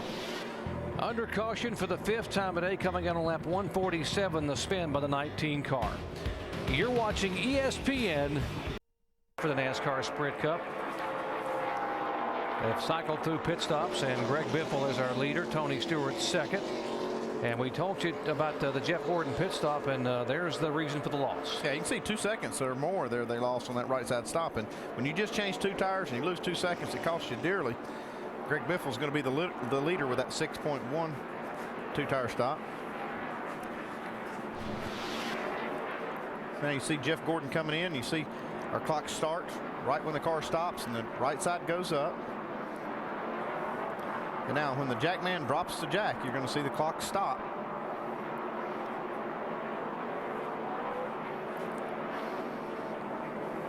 So 8.3 seconds. When normally a 2-tire stop, you're talking about 5 to 6. Yeah, you want to be under 7 seconds every time you change 2 tires. And, you know, a 6-second stop is a good stop. And I've seen some guys make it, you know, even under 6 seconds. You got to be perfect to do that. Yeah, 3 cars stayed out there and got the wave around that time. The 7, the 88, and the 96. That gets Dale Jr. back just 1 lap down right now. 117 laps to go. Glad to have you with us here at Kansas Speedway. Stop number 3 in the chase. Greg Biffle brings them back down to the green flag. If you just joined our coverage, Biffle started back in 31st position and drove this car aggressively and has now led 5 times for 34 laps. Tony Stewart in second, Denny Hamlin third. There's Mark Martin in the 5 car on the bottom. Boy, Jimmy Johnson's kind of in a hornet's nest here after taking 4 tires. He finds himself way back here battling a lot of cars. Back in 11th position, there comes Jimmy. It's a risky spot to be in, and right now is when he has to tiptoe a little bit. Because just about anything can happen in front of you on these restarts. It can, but he started 11th in this race, so he's been in this position before. He's got a fast race car. I think he'll probably just take his time, knows he can work his way back up front. Got Montoya, the 42, the 18 of Kyle Busch. Look at Casey Kane now trying to move on the inside of the 48 car. Now, you see, the only problem with Jimmy's going to have is some of these other guys are not going to be so patient, and they're right in front of him. If they take each other out, he can get wrapped up in it here. Casey says, I'm not going to wait on you. I got to pass these cars while I can. So now Casey on the bottom of the racetrack trying to get inside of Jimmy, and that would be for the 11th spot.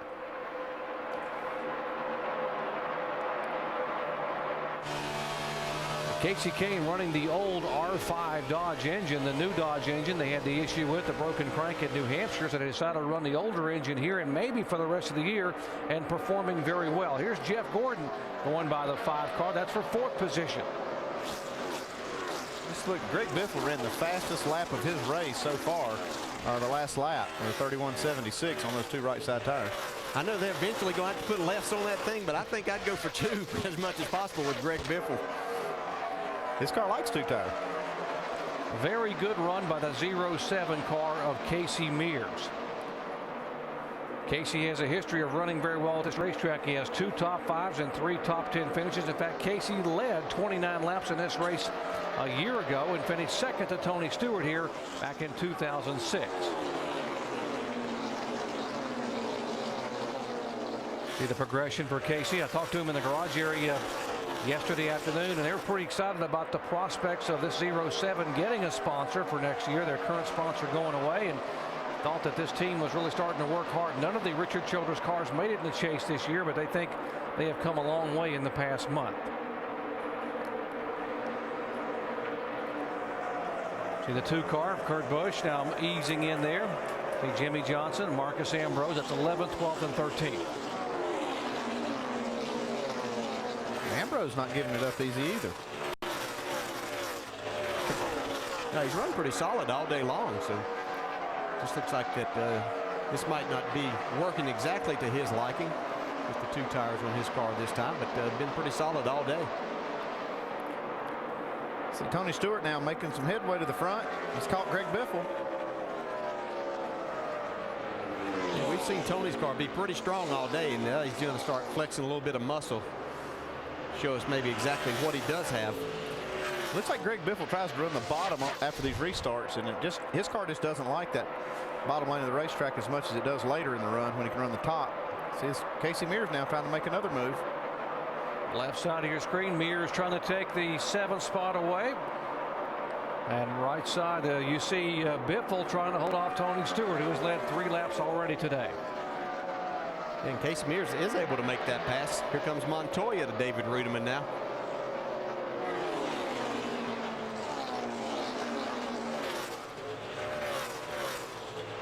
And Rudiman going way up high. Down on the bottom of the racetrack is Montoya, and the 18 of Kyle Busch, and the 9 of Casey Kane.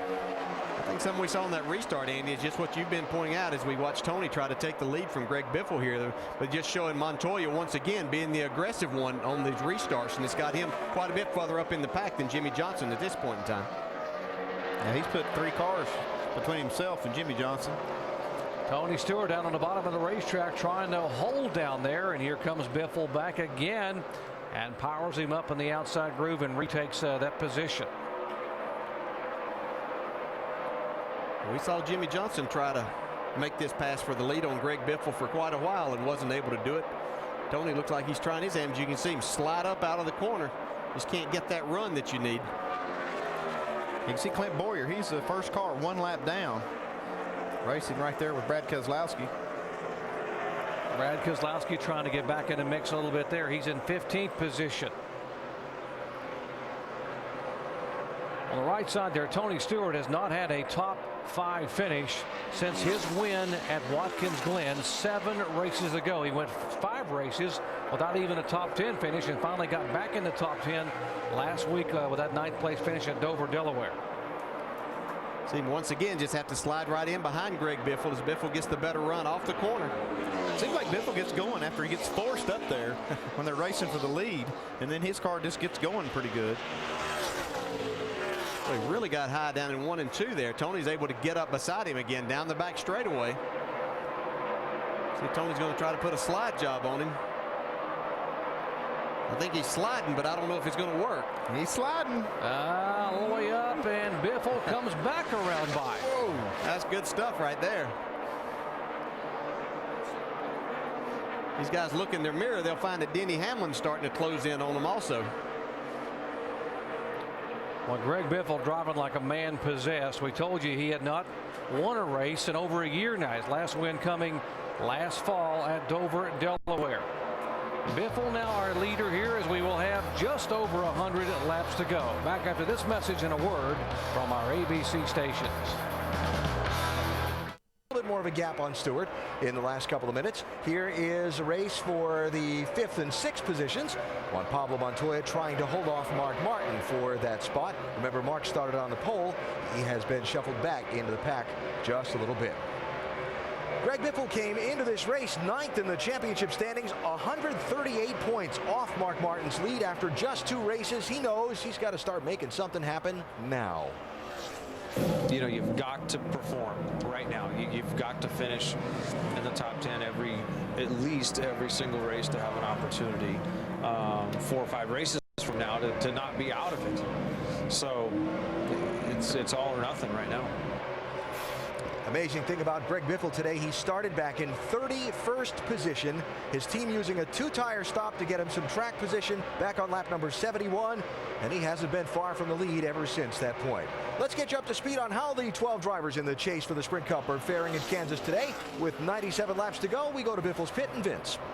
Well, and Alan, they're about 20 laps into this stint on these 2 tires on the right side. Greg Biffle said he still needs a little more grip in the rear. He also has some right rear damage from scraping the wall during the last stint.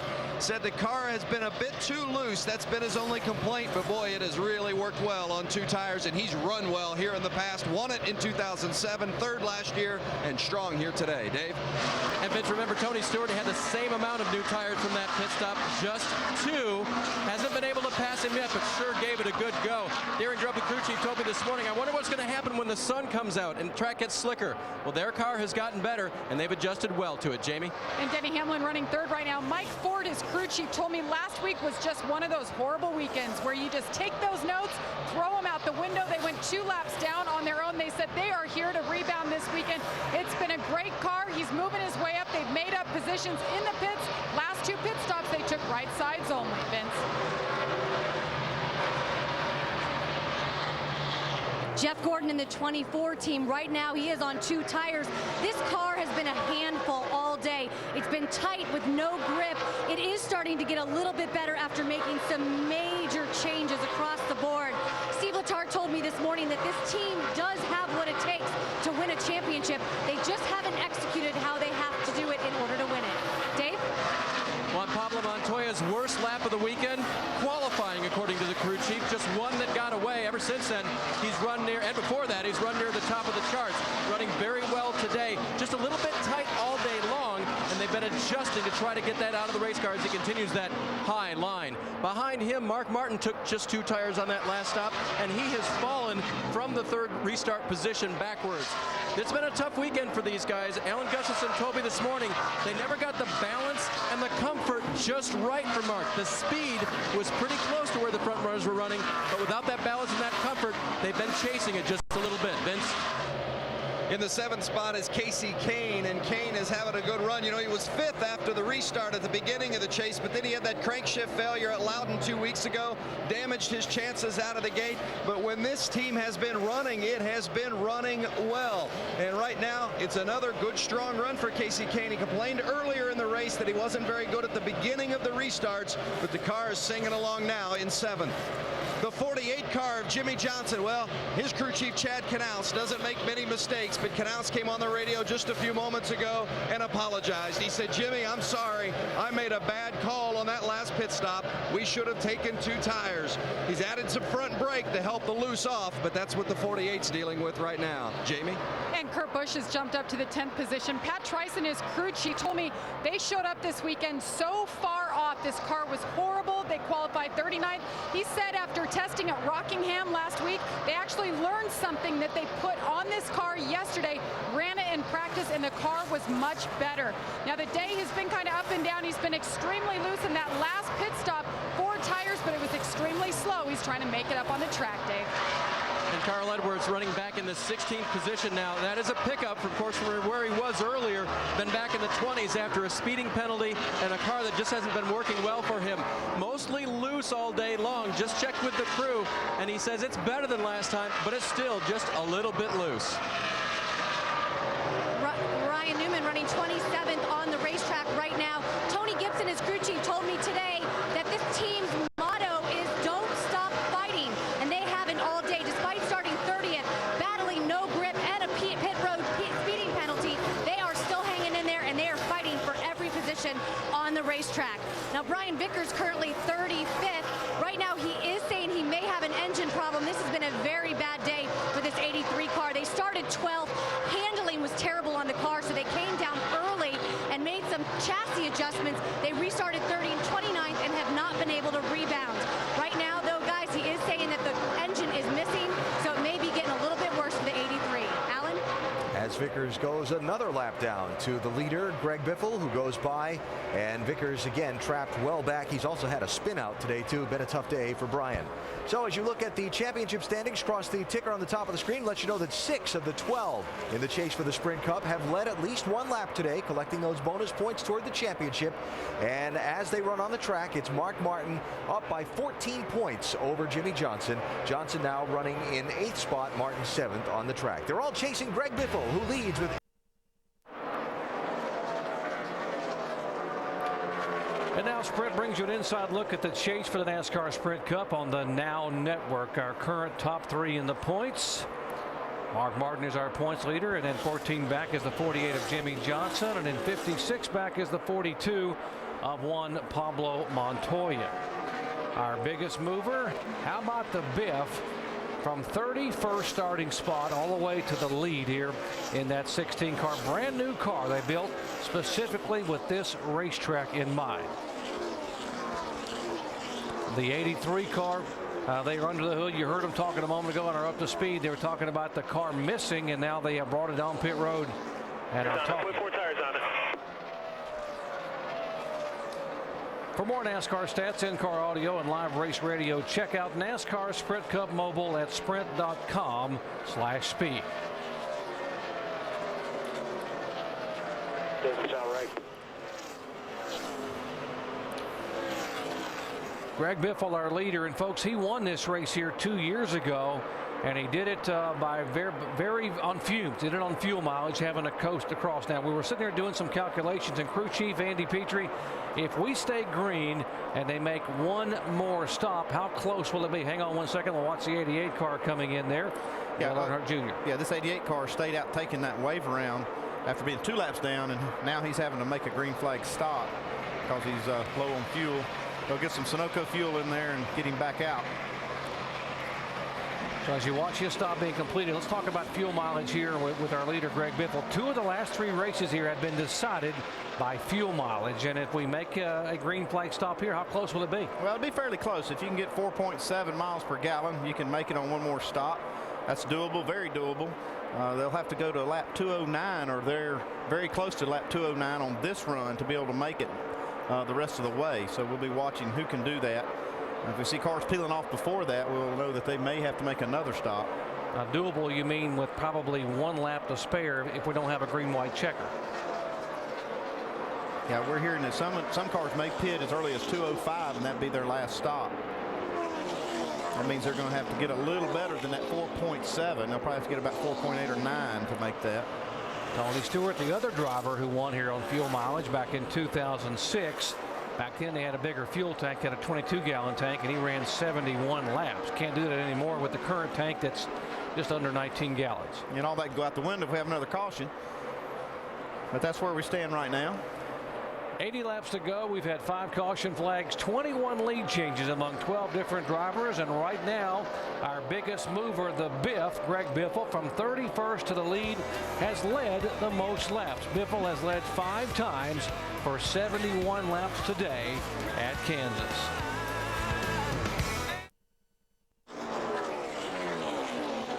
Just 75 laps remaining here in the Price Chopper 400 at Kansas Speedway.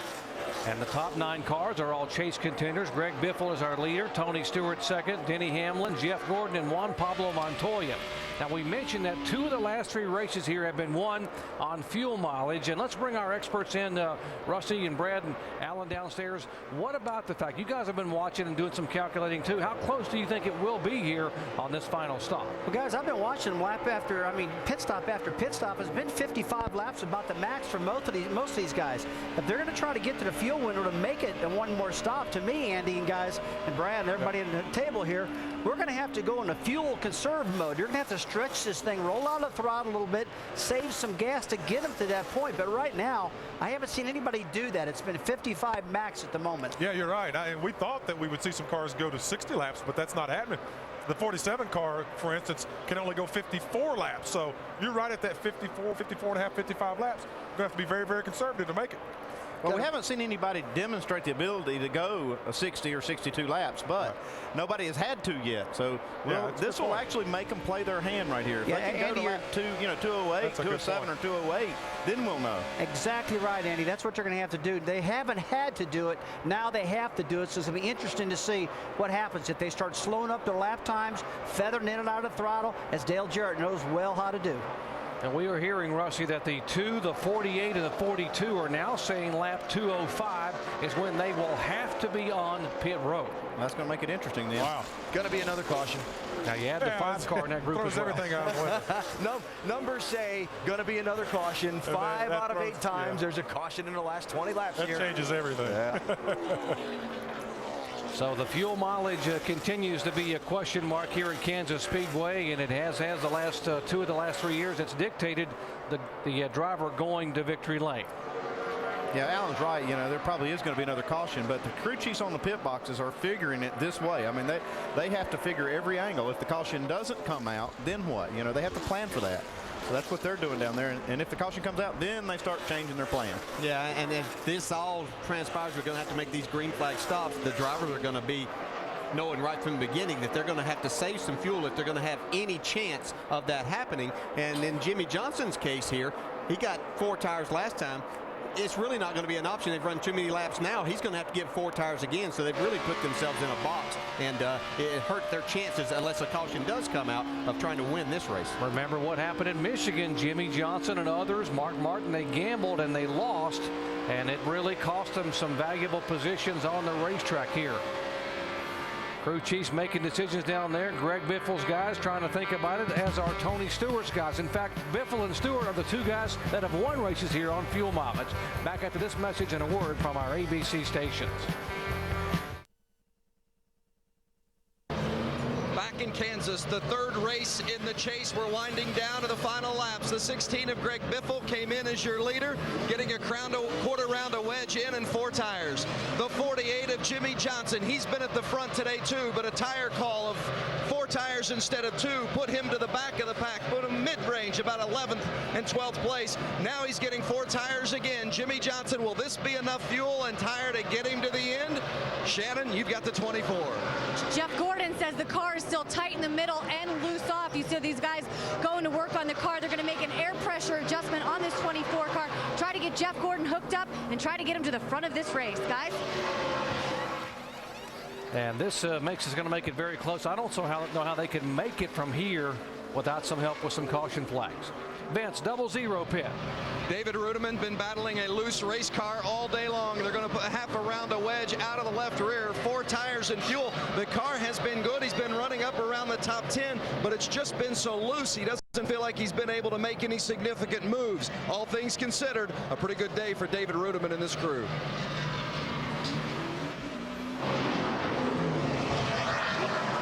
Guys, Mark Martin way back there, just pitting right now in that bright yellow car. During this run, Mark's car, he said he needed it to turn a little bit more.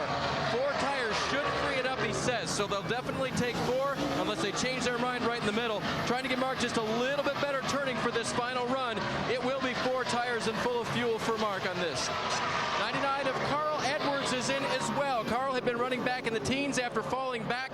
They will take 4 tires as well for Carl.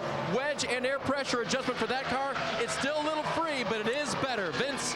Casey Kane in the 9 car. His major complaint throughout the course of the day just needs more rear grip. It's still the same way. They're going to make a wedge adjustment. 4 tires and Sunoco fuel for the 9 of Casey Kane. Tony Stewart now just coming on the pit road. He was our leader, and here comes the 44 car of Allmendinger. A.J. Allmendinger coming off that 7th place finish at Dover, Delaware, having another good run today, being shown here in the top 10. I'm watching all these cars pit and also watching the cars that are not pitting. You got the 11 car still on the racetrack. Dave. The 14 of Stewart and the 42 of Montoya just misses Allmendinger coming into pit road. They wanted to keep them out as long as they could. The 14 not complaining anything about the chassis. It says it'll be 4 tires and fuel. Montoya was tight. They'll make an adjustment for Juan Pablo. The 14 keeps it fired. Juan Pablo Montoya's guys now going around to the left side of the car. He keeps it fired as well, and they are among those who stopped the latest. Can they go to the end? Jamie. Denny Hamlin in the 11 says he's just now getting tight air pressure adjustment in the right rear. 4 tires this time for Denny Hamlin, who worked his way up to the 2nd spot. And Kyle Busch, guys, been complaining that his car has been getting slow, but the balance has been good all day. They've just been lacking speed. You see the M&M's car there pulling into his spot. Steve Addington on the box calling the shots. It's going to be 4 tires. You see the wrench in the back. They're making a chassis adjustment there, trying to loosen them up and get them a little bit more speed, guys. 2 car coming in now. Thank you, Jamie. Kurt Busch, the older brother, coming in. He was being shown as our leader. He will come down for what will be his stop. Yeah, remember this now. These are the last cars to pit. The 2-car Kurt Busch and the 07 of Casey Mears. Jamie? And Kurt Busch has been extremely loose. 4 tires this time. Now the team is saying they are going to be able to make it to the end. That's why they extended this to lap 207. So guys, different strategies playing out down here. We'll see how it works out for Kurt Busch at the end of the day. There's the 07 coming out. Remember, Casey Mears actually rolled the dice a couple of years ago and finished 2nd on fuel mileage, right behind Tony Stewart, so he's very good at saving gas. And DJ, as a driver now, if you know you're this close, I guess the fuel conservation mode begins right now. Yeah, it has to start right now, even getting up to speed. You want to get up to speed and going, but you have to start rolling out of the throttle, getting into these corners, even a little bit down the straightaway. You don't want to give up too much time, but these guys have already given up a lot to the leader by waiting this long to come in, as these other guys were running fast lap times. So be interesting to see who can make it. Yeah, they're already playing their hand, like you say, by staying out that long. You lose a lot of time by doing it, but you say, hey, it's worth it if we can make it on no more stops, and the caution does not come out. Pays off big dividend. Battle here on the racetrack. Montoya trying to go by the 11 of Hamlin for 6th position. But Andy, a big differential here between lap 202 when Jimmy Johnson and Biffle and Kozlowski, those guys came in lap 208 when we saw Kurt Busch and Casey Mears. Yeah, if you're looking at the 48 car is ahead of these cars because he made that early pit stop on tires, so he's able to gain some track position. He gained a couple of spots there by doing that. Yeah, but I think these guys can't make it. They committed early. They're saying, hey, we can't make it from here. About the last 6 cars that we saw, the 11, 2, 14, 42, 18, and 07, those are the guys that I think that we have to keep an eye on that are saying, we're going to gamble and see if we can make this work. Yeah, and when that caution does come out, please keep Alan Bestwick's mic close so we don't have to hear him say, I told you so. Alan talking about the fact in the final 20 laps we have had a caution here in 5 of the 8 races over the years here at Kansas Speedway, so everyone's expecting at least one more yellow flag here in the final stages. If we could call up Ray Evernham, he probably tells exactly what lap. Yeah, he knows exactly what lap it comes out. Let's update the 42, Dave. Doc, here's what his crew chief is telling driver Juan Pablo Montoya. Once you get established, then save me a couple of laps of fuel. We've seen that before. These guys get racy until they feel like there's a position that they can settle into and not get past and not have to work too hard to keep the position and then start saving fuel. What do you think? Yeah, that makes a lot of sense. You want to just get out there, get the speed while it's there in the tires and everything, make those spots up, and then when you get a gap, then try to save a little fuel. What about Greg Biffle? Now, he did come in on lap 202, and these cars here, the Roush cars, aren't known for getting that great a fuel mileage. Now, he's going to have to make another pit stop, so Greg is now, he's hoping the averages work out in his favor and the caution does come out. Rusty? And I tell you what, guys, he pitted on 202. I mean, he's been running 55 laps of max. I got him in at 257. He's a solid 10 laps short. But the 11 car, Denny Hamlin, Kyle Busch, and Kurt Busch, and Casey Mears, those guys can make it. They got a half a dozen cars that may be able to go the way, as you heard Rusty and DJ talking about it. And wow, I tell you, very interesting here. Amazing how one racetrack can over the years be known as a fuel mileage track, with 2 of the last 3 races here settled in the final laps by drivers on fumes. Take a look at the winless streaks over the years. You see Greg Biffle 36 races ago, his last win in Dover, September a year ago.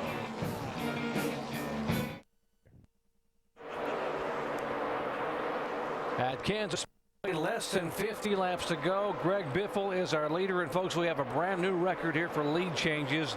The old record was 2004, 24 lead changes. We've now had 25 different lead changes among 14 different drivers, and Greg Biffle, who started back in 31st position, has now led 6 times for a total of 94 laps.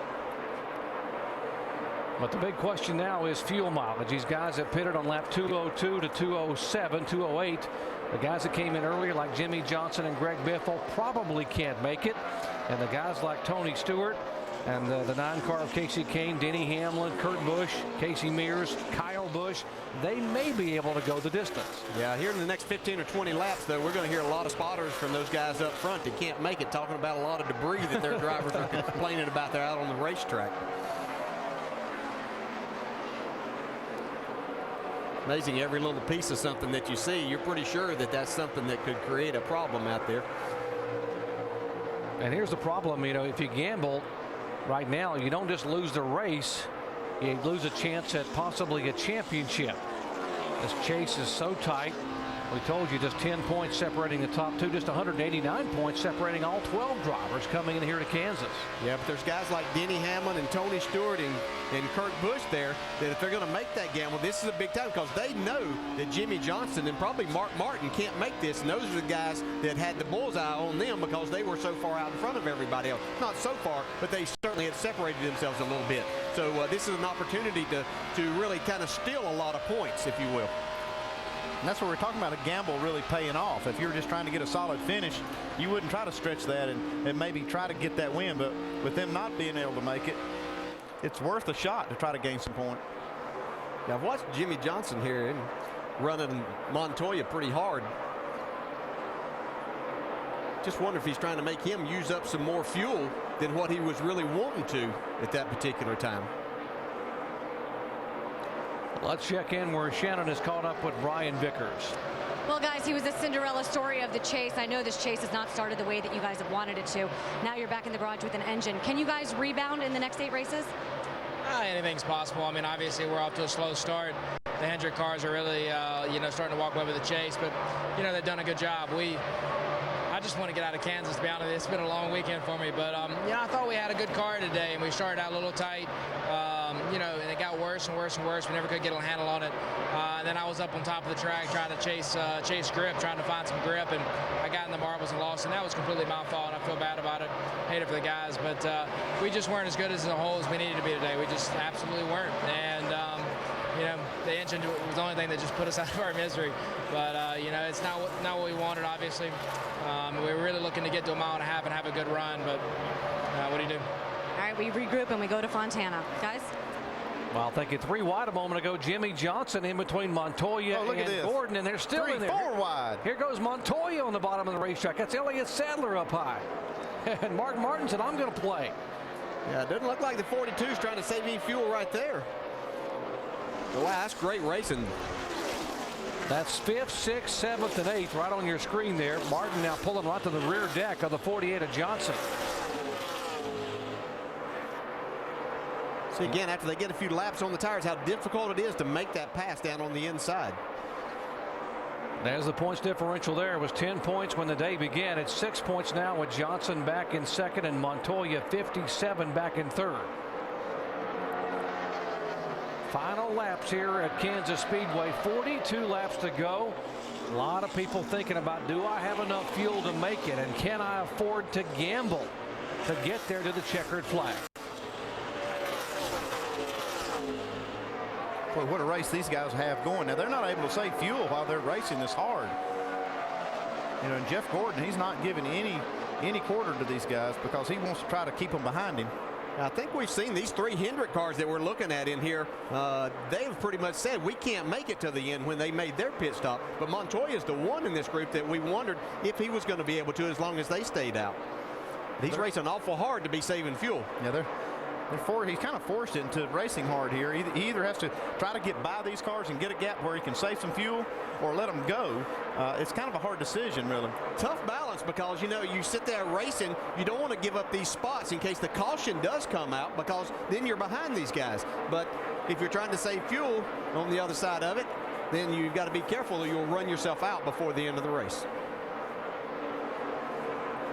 So Montoya, the one of these 4 cars that we think may be able to make it. The other 3 we think are going to be a little bit shy.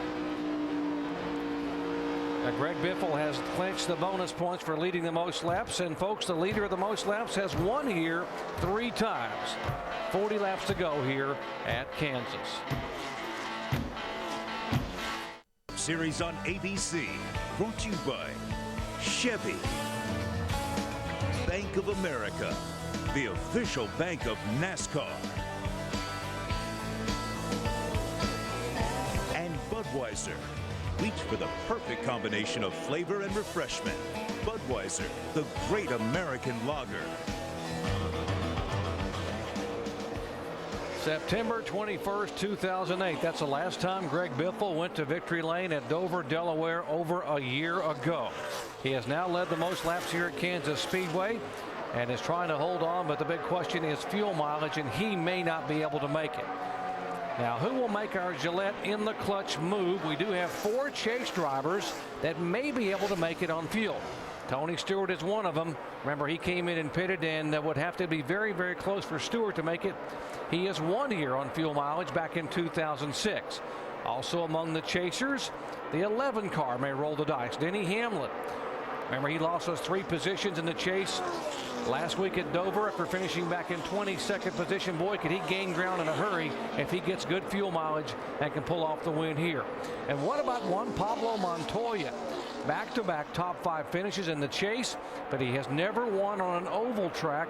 Could he get to victory lane here today by using fuel mileage? And behind them, the 2 car of Kurt Busch, who was one of the last cars to come on pit road on lap 208. He should be able to make it the rest of the way. To find out how your favorite athletes prepare for success, go to ESPN.com, search Locker Room Report. No power for the 88 car, just coasting down pit road. Dale Earnhardt Jr. headed to his pits. Man, you hate seeing that hood go up, especially for Jimmy Johnson and Mark Martin. Yeah, what started out as such a promising day. Came off. Belts off the oil pump. Belts off the oil pump. Yeah, that's probably good news for the rest of the competitors that run these engines. Something probably knocked that belt off. It's not something that would necessarily affect the other teammates. Still bad news for Junior. Yeah, he had led 41 laps today, folks, and came down pit road on what seemed to be a routine pit stop. They left a lug nut off the left rear. He had to come back in and lost a lap, and has been planning to play catch up ever since. We're done. So Junior will head to the garage area. Here comes Biffle. Licking off laps. It'll be 31 to go as they come by. Yeah, ever since Ryan Newman caught him about 10 laps ago, he's been riding his bumper. We got caution. We are hearing fluid on the racetrack from the 88 car. And that'll be a break for several drivers. There's the 88 car headed back to the garage area. Andy. Yeah, I know. Al. Are you thinking it? Yeah, I heard it already. So now the question is, track position, tires, fuel, and what do people do? This could be wild, huh? Yeah, this can be quite interesting right here. A lot of decisions to be made down on pit road. You know, and Biffle's car has been great on 2 tires. The only thing that would come into play for Irwin to make this decision is they've probably run more laps on these lefts than they have any other time during the race. What do you want, Rusty, 2 or 4? If I'm Greg Biffle, I'll take 2, and everybody else I want 4, Andy. He's the only guy who really gets flying on those 2 tires, so it'll probably work for him, but I'm afraid that Jimmy Johnson, Gordon, guys like that. No, I'm going to take that back. Johnson, you know, he probably needs 2 tires right now to get up front. Yeah, I think so too, but hey, Brad, how about your car? What are you putting on your boy? I'm going to take, if I'm Greg Biffle, I'm going to take 2 tires. He loves a loose race car. A loose race car is a fast race car, and I think old Biff can keep that thing up front on 2. All right, we're getting ready to find out. If I'm Biffle, I'm taking 2, and if I'm Johnson, I'm taking 2. This is the time he needs to get that position back.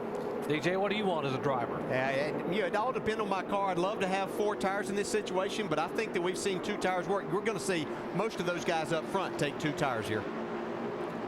I'm thinking 2. What are you thinking? Pretty free to go. for 30 to go right now, 30. You can see how hard that decision is to make now. They're still talking about it. And they're at the entrance. It's up to you guys. Oh, okay. Lateral back to Greg Irwin from Greg Biffle. Here they come, 45 miles an hour. What should be the final stop of the day. Shannon. Steve Letarte calling for 4 tires and half a can of fuel. Just some small jack bar adjustments for the 24. Vince. You heard the debate with the 16 team. Are they going to take 2 tires or 4? They've decided now they're going to take 4. Greg Irwin has made the call, so 4 tires and fuel for the 16. Jamie? And the debate was going on for the 11 and Denny Hamlin. The call is 4 tires, fuel. He said, loosen me up. They're going to make an air pressure adjustment on the back and 2 for the 48 of Jimmy Johnson, guys. Tony Stewart said, let's do what we did 2 stops ago. That was 2 tires. That was the call right there. You see 2 tires. Stewart gets the lead. Casey Kane taking 2. Jimmy Johnson. You see 3 spots for Jimmy Johnson by taking 2 tires. And you see the guys that took 4 tires. And Biffle losing 3 positions by taking the 2 left sides. Biffle will regret that one, I think. The main thing, we just haven't seen his car be that good on 4 tires. Under caution, we'll reset the field when we come back after this message and a word from our ABC stations.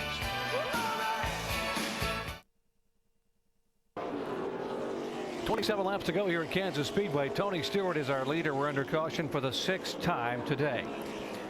Folks, there's never a dull moment when you listen to Juan Pablo Montoya on the radio. Listen in.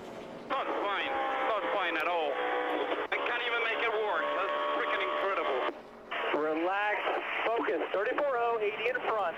If you were driving this right now, you wouldn't be telling me that. You're right. That's why you get paid more. Focus, dude. P8. Big picture. Exactly. Big picture. You should hit them. Now, following that on pit road, they had a decent pit stop. They've changed the car a little bit, hopefully back to Juan Pablo's liking, and then they laughed together about a couple of different things. It's all good, they said to each other. Brian says sometimes he gets to me when he criticizes the car because that's a part of me, but you know what? He's a lot better than he used to be. Good stuff.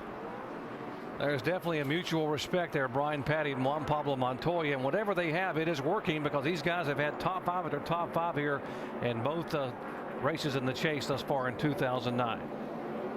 Tony Stewart's chosen the outside lane here. It's the first time we've seen that today.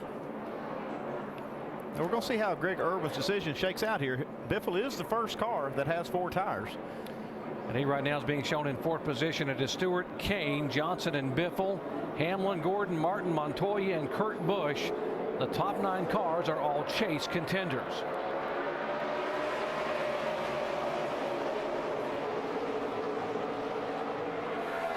Man, Jimmy Johnson just pulled out here now. Look at Biffle right there. Biffle on the outside. Look at Biffle riding high, wide, and handsome on the outside of the 9 car, trying to get that 2nd spot away. And Stewart is pulled away by 15 car lengths. Jimmy Johnson diving back to the inside on Casey Kane. Jeff Gordon going in the middle there between Kane and Johnson. A little bump drafting going on there too. Yeah, and this is the first time Jimmy Johnson's had 2 tires on his car today, so he doesn't really know what to expect from it. Well, he gets loose into 1. Almost gets into Jeff Gordon.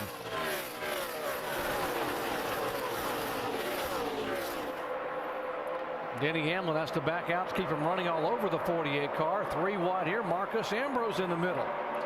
Davis Tremy on the bottom of the racetrack. Jeff Burton up high. There Ambrose getting up into Burton. Backs out of it. See those tar strips, and Ambrose's car wobbled a little bit. 11 and 48. Battle for 6th position. Johnson and Hamlin again, and Hamlin will go by. Tony Stewart ran his fastest lap of the race last lap. All these guys right now are seeing they're gaining points because they've got the 48 and the 5 in their rearview mirrors.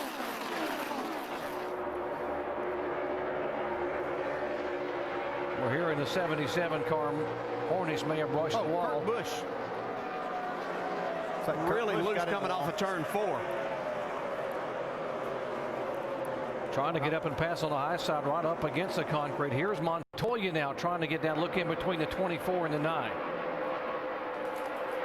That's 3rd, 4th, and 5th position with Hamlin coming in 6th spot to the right of your screen. Back to the 2 car, and we'll show you what happened to Kurt Busch. Where's the 42 of Montoya trying to make the pass. And Casey Kane's going to hold him off. I'll show you what happened to Kurt Busch just about a lap and a half ago here in the corner. See, he really gets back into the gas hard trying to get to the outside of Mark Martin, but wow, watch it. Look at his hands inside the car. Everything but wreck right there. Almost had a little problem with his brother getting into it. And Kyle was just trying to avoid him. Hoped that he wasn't going to spin down in front of him. So Kyle Busch is 10th, Edwards is 11th, and Kurt Busch is 12th. Meanwhile, back here, that's the left side of your screen, right side of your screen. Hamlin all the way down on the bottom of the racetrack on the apron to make the pass. Clears him. Wow, that's a power move right there. See Montoya right back on his bumper, though, trying to go back to the inside of Denny Hamlin. Great racing here in the final 25 laps at Kansas Speedway. Folks, these are all chase contenders. They realize they got to get as much as they can get here, even though it's just race 3 of 10. And Montoya will take the spot back. That is 4th position. There goes Hamlin with that move on the apron.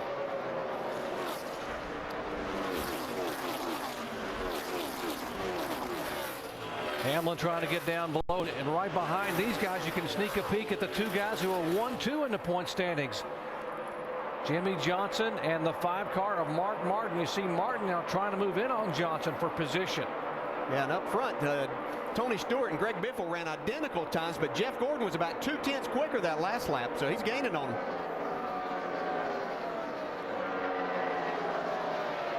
Martin able to take that spot away.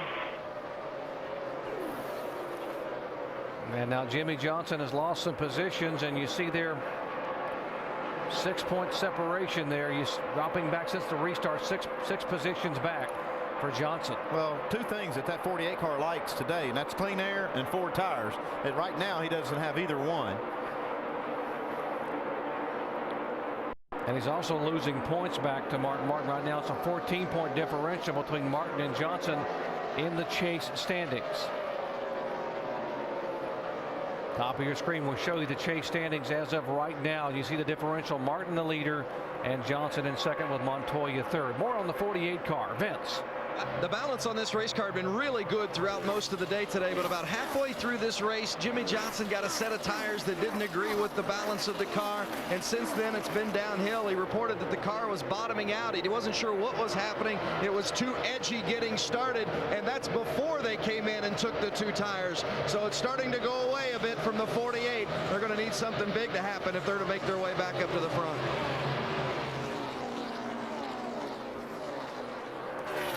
Back up front, it is the 14 car of Tony Stewart who is the leader. Greg Biffle in second spot, and DJ, as you mentioned a moment ago, that 24 car is digging in a hurry. There comes the 24, Jeff Gordon, on the bottom of the racetrack, and he has been the fastest car on the track the last 3 laps. Yeah, he's been about at least 1/10 of a second faster than Tony Stewart. He's pulling in on Greg Biffle's bumper here. Yeah, the best thing for Stewart is we know how hard Greg Biffle has been to pass when you get to him. You're going to see Jeff Gordon's going to catch him. But can he get by Greg Biffle to be able to get to Tony Stewart? They were both, the last couple laps have been just a little bit quicker than Tony Stewart. Once again, Gordon, that last lap was about 0.12 quicker. So he is coming. And at that rate, it would be just enough time, but making a pass and catching them is 2 different things. Take a look at the speeds as they flash by the line. You see Tony Stewart. We'll see who is actually quickest that time. Montoya starting to move in. Yeah, right now Montoya would be sitting in the catbird seat as the caution comes out, because he would line up second row outside. It seems like that outside lane's been pretty good on this restart.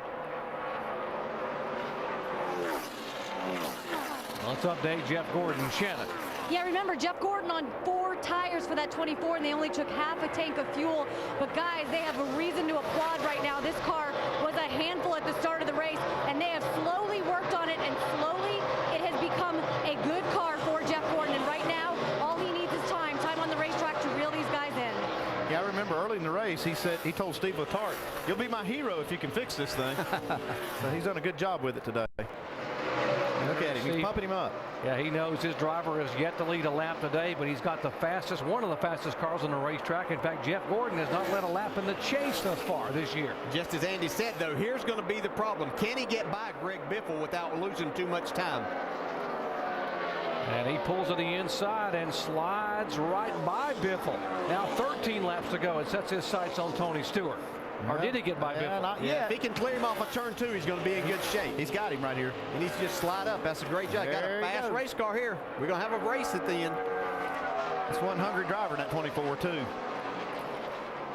0 and 5 car. Rudeman and Martin at his 7th and 8th position. Jeff Gordon has enough time to catch Tony Stewart. This is about the best we've seen Mark Martin too since back early in the race.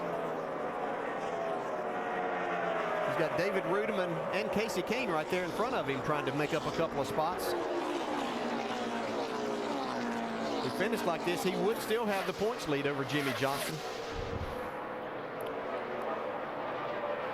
Tony Stewart now can clearly see that 24 car coming in his mirror. And as you said, Andy, Tony has run the quickest laps he has run all day long. Yeah, Tony's pretty good at getting up on the wheel when he needs to also.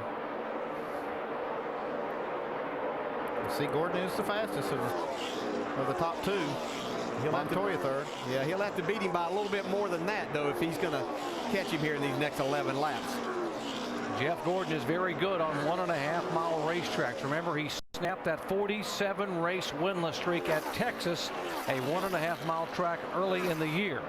Can he get win number 2 here in the final 11 laps?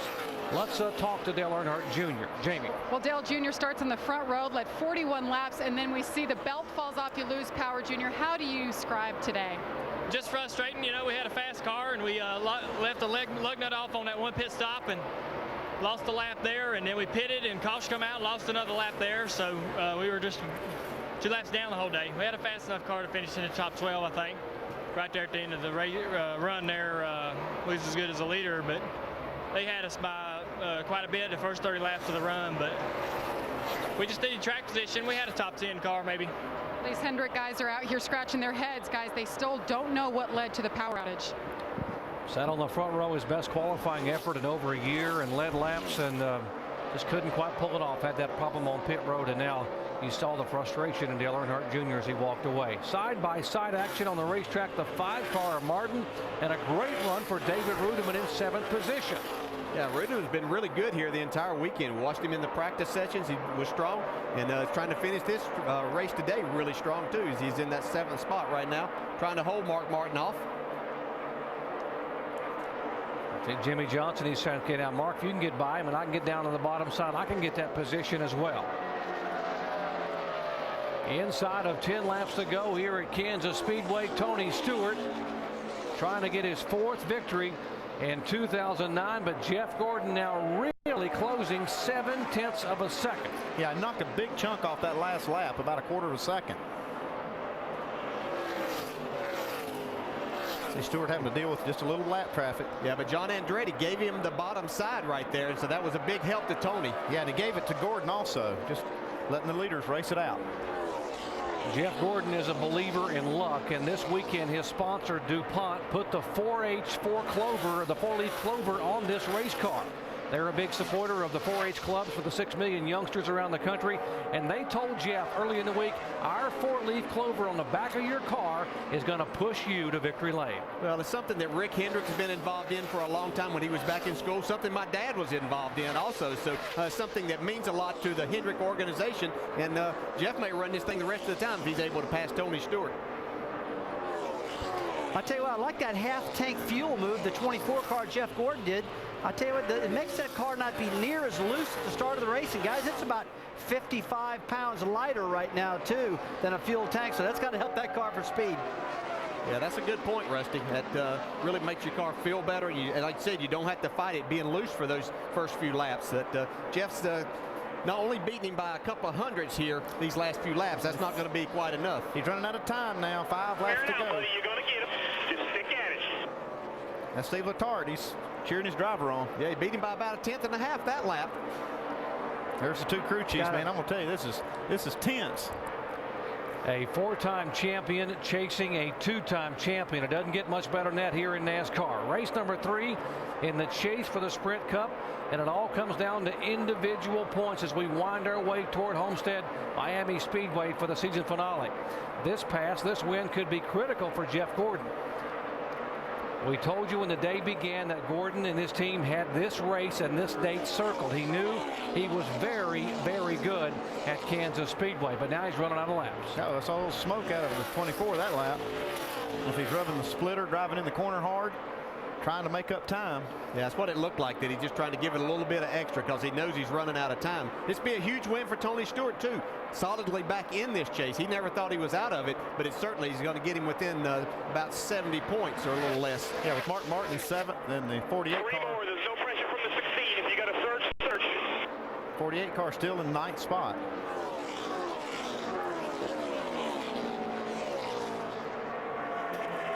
Pretty good battle here. The 18 of Kyle Busch. Kurt Busch at 2, so a little brotherly shove there back and forth trying to get that position. There's Carl Edwards in front of him as they are 10th, 11th, and 12th. Yeah, Carl Edwards made a nice comeback today as he's in the 10th spot after being a lap down at one time. Okay, it's looking good for Tony Stewart now. 2 laps to go. Casey Kane in the 5 car. Mark Martin battling for 6th position.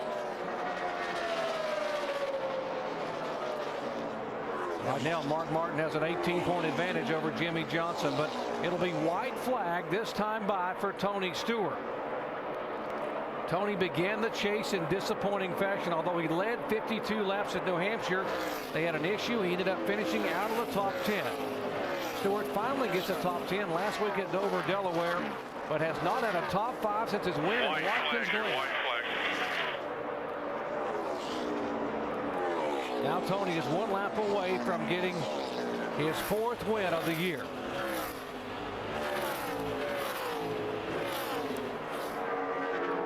That's the margin, 0.6 of a second. Tony Stewart trying to hold off Jeff Gordon. 2 turns away for Tony Stewart, the 38-year-old 2-time champion coming out of turn 4, and Tony Stewart will win it at Kansas Speedway.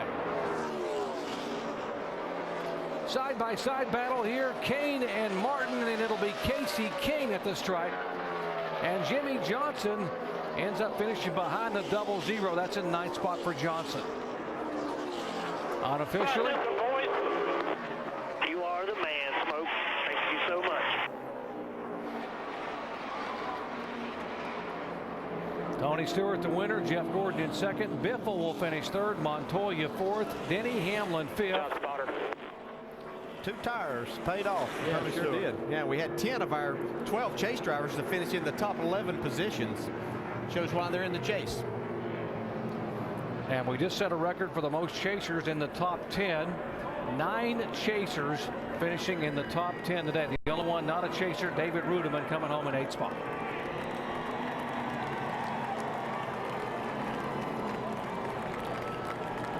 Great crowd on hand. They were treated to one heck of a race here. Late model race tonight after all the media steps over. It's a packed house here today, and they saw a great race and excellent race driver. Used the whole day to get himself out front, but when he did, he didn't give it up. Becomes only the 2nd driver to win more than once here at Kansas. Listen to this crowd. Nice job, everybody. Thanks, man.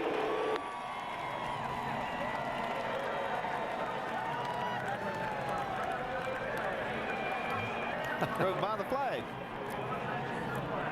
Back up there and get that checker flag.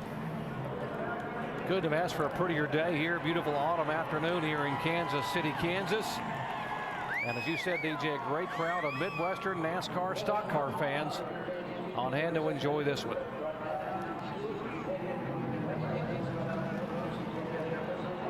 Let's go down to Jamie Little. And Darian Grubb up here, he was looking up at the points, looking at everybody where they finished behind you guys. That last pit stop, the last minute call to take 2, when did you make up your mind that was the call? We kind of started looking at it when we did 2 earlier in the race. Tony was able to get out there in clean air, just be able to take off. The other 2 guys that took 2 ended up 7th and 9th, so Tony was able to get that clean air and just take off and set sail. So did an awesome job today. The entire pit crew, everybody did a great job all night long. This sport's all about momentum. What does this do for this 14 team moving forward? It helps pick us back up. We've had a few bad weeks. We haven't had the performance we wanted and the finishes we wanted in those first 2 races. Now we're able to go out here and have a good, solid day all the way around and win, and made up a bunch of ground on the points. Congratulations. They move up 1 spot to 4th in the points, Shannon. Second place finish for Jeff Gordon, who's talking to, I guess, your hero, Jeff. You said that if he could get this car right today, he would be your hero. How hard did you guys work for this second place finish? He's almost there to hero. He didn't fix it completely, but still a great day for the DuPont Chevrolet. We came a long ways. That shows what kind of great team we have. You know, we were really far off at the beginning of this race. The funny thing is, all weekend long, you know, when the balance wasn't right, the speed was still decent. So, got to give the engine shop, the chassis shop, all the guys back in the 24, 48, 5, and 88 shop. Great effort for us. Really proud of Steve and all the guys today in the pits. That's the kind of effort that we got to show, you know, if we're going to win this championship. Let's look at big picture for a second. How much momentum will this give you, not only next week, but going into the rest of the chase? It's going to give us quite a bit. I mean, this is the kind of finish that we needed to have on a 1.5 mile in here at Kansas. And, you know, I feel like we just got to capitalize on the tracks that are good for us. You know, it's one of those days where the pit crew had to step up the right time. They did. Steve made some great calls, and we made some great adjustments because we came from a long way back.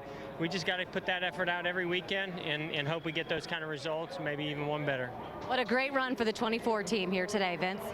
Jimmy Johnson, the defending champion of this event, finishes 9th today. And Jimmy, it seemed as though the big question was 2 or 4, who would make the right decision at the right time. How did you guys at that key moment decide to go with the 4 instead of the 2?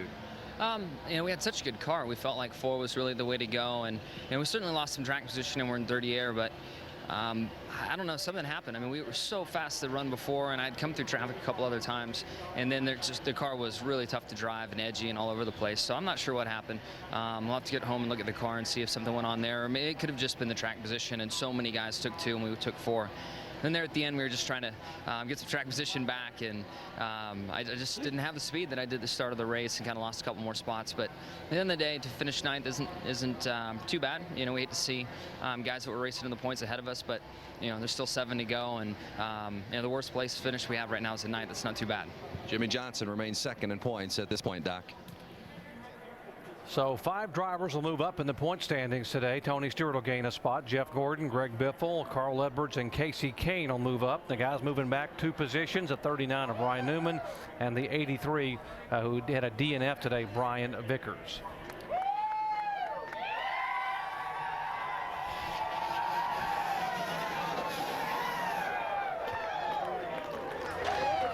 Tony Stewart in victory lane celebrating his 2nd win at Kansas Speedway. Let's go down today. And his 4th of the season, Doc, comes at a very, very critical time. Congratulations from his teammate. Mr. H has already been in here, congratulating him as well. Tony, what does this mean for you guys? It kind of looks like you're back. First thing it means I'm going to be late to Knoxville, Iowa tonight to run a dirt late model, but man, I got to thank the fans. That's the best feeling in the world. You win a race and you go back there and can see them like that and to see how supportive they are, and especially the sport in general. But this one's for Sharon Hutchins at home. She's battling cancer, and Trey at home, buddy. We got you one, buddy, finally. So just thinking about them first and foremost, but so proud of these guys at SHR and Office Depot and Old Spice and U.S. Army and Burger King, Coca-Cola, Chevrolet. To win the manufacturer's title for Chevy in this race is awesome too. So it's just an awesome day. Crew chief made a fairly gutsy call there at the end. 2 tires? He's like that. He's a little gutsy, so that's a good thing. I mean, Darian just, you know, when you don't question him. I mean, when he makes the call, you know it's the right thing to do, and you go from there. How much did you see Jeff in the mirror there at the end? He was getting bigger. But, the big thing was just not driving the tires off the thing. So, you had to keep the tires underneath you in case you got a caution and a green-white checkered. So we had a little bit there left, but we didn't leave too much out there. Tony, you told everybody this weekend that when you came into the garage area and saw your guys joking and laughing around and having a good time, you knew it was going to be a good weekend. How do they do that and still stay focused? They're just an awesome group of guys. I mean, I've been fortunate my whole career to be surrounded by good people, but this is a group that came from a bunch of different directions, and we're all here in one place in Victory Lane together, so I'm proud of them. Here are the numbers. You picked up one position. You picked up 39 points. You're only 57 out. Talk about your chase chances now. That's about half of where we were, so we still got a shot. We got a great shot at this still. All right, Tony Stewart in Victory Lane. A good win for them today at a critical time in the chase. Record day here for Tony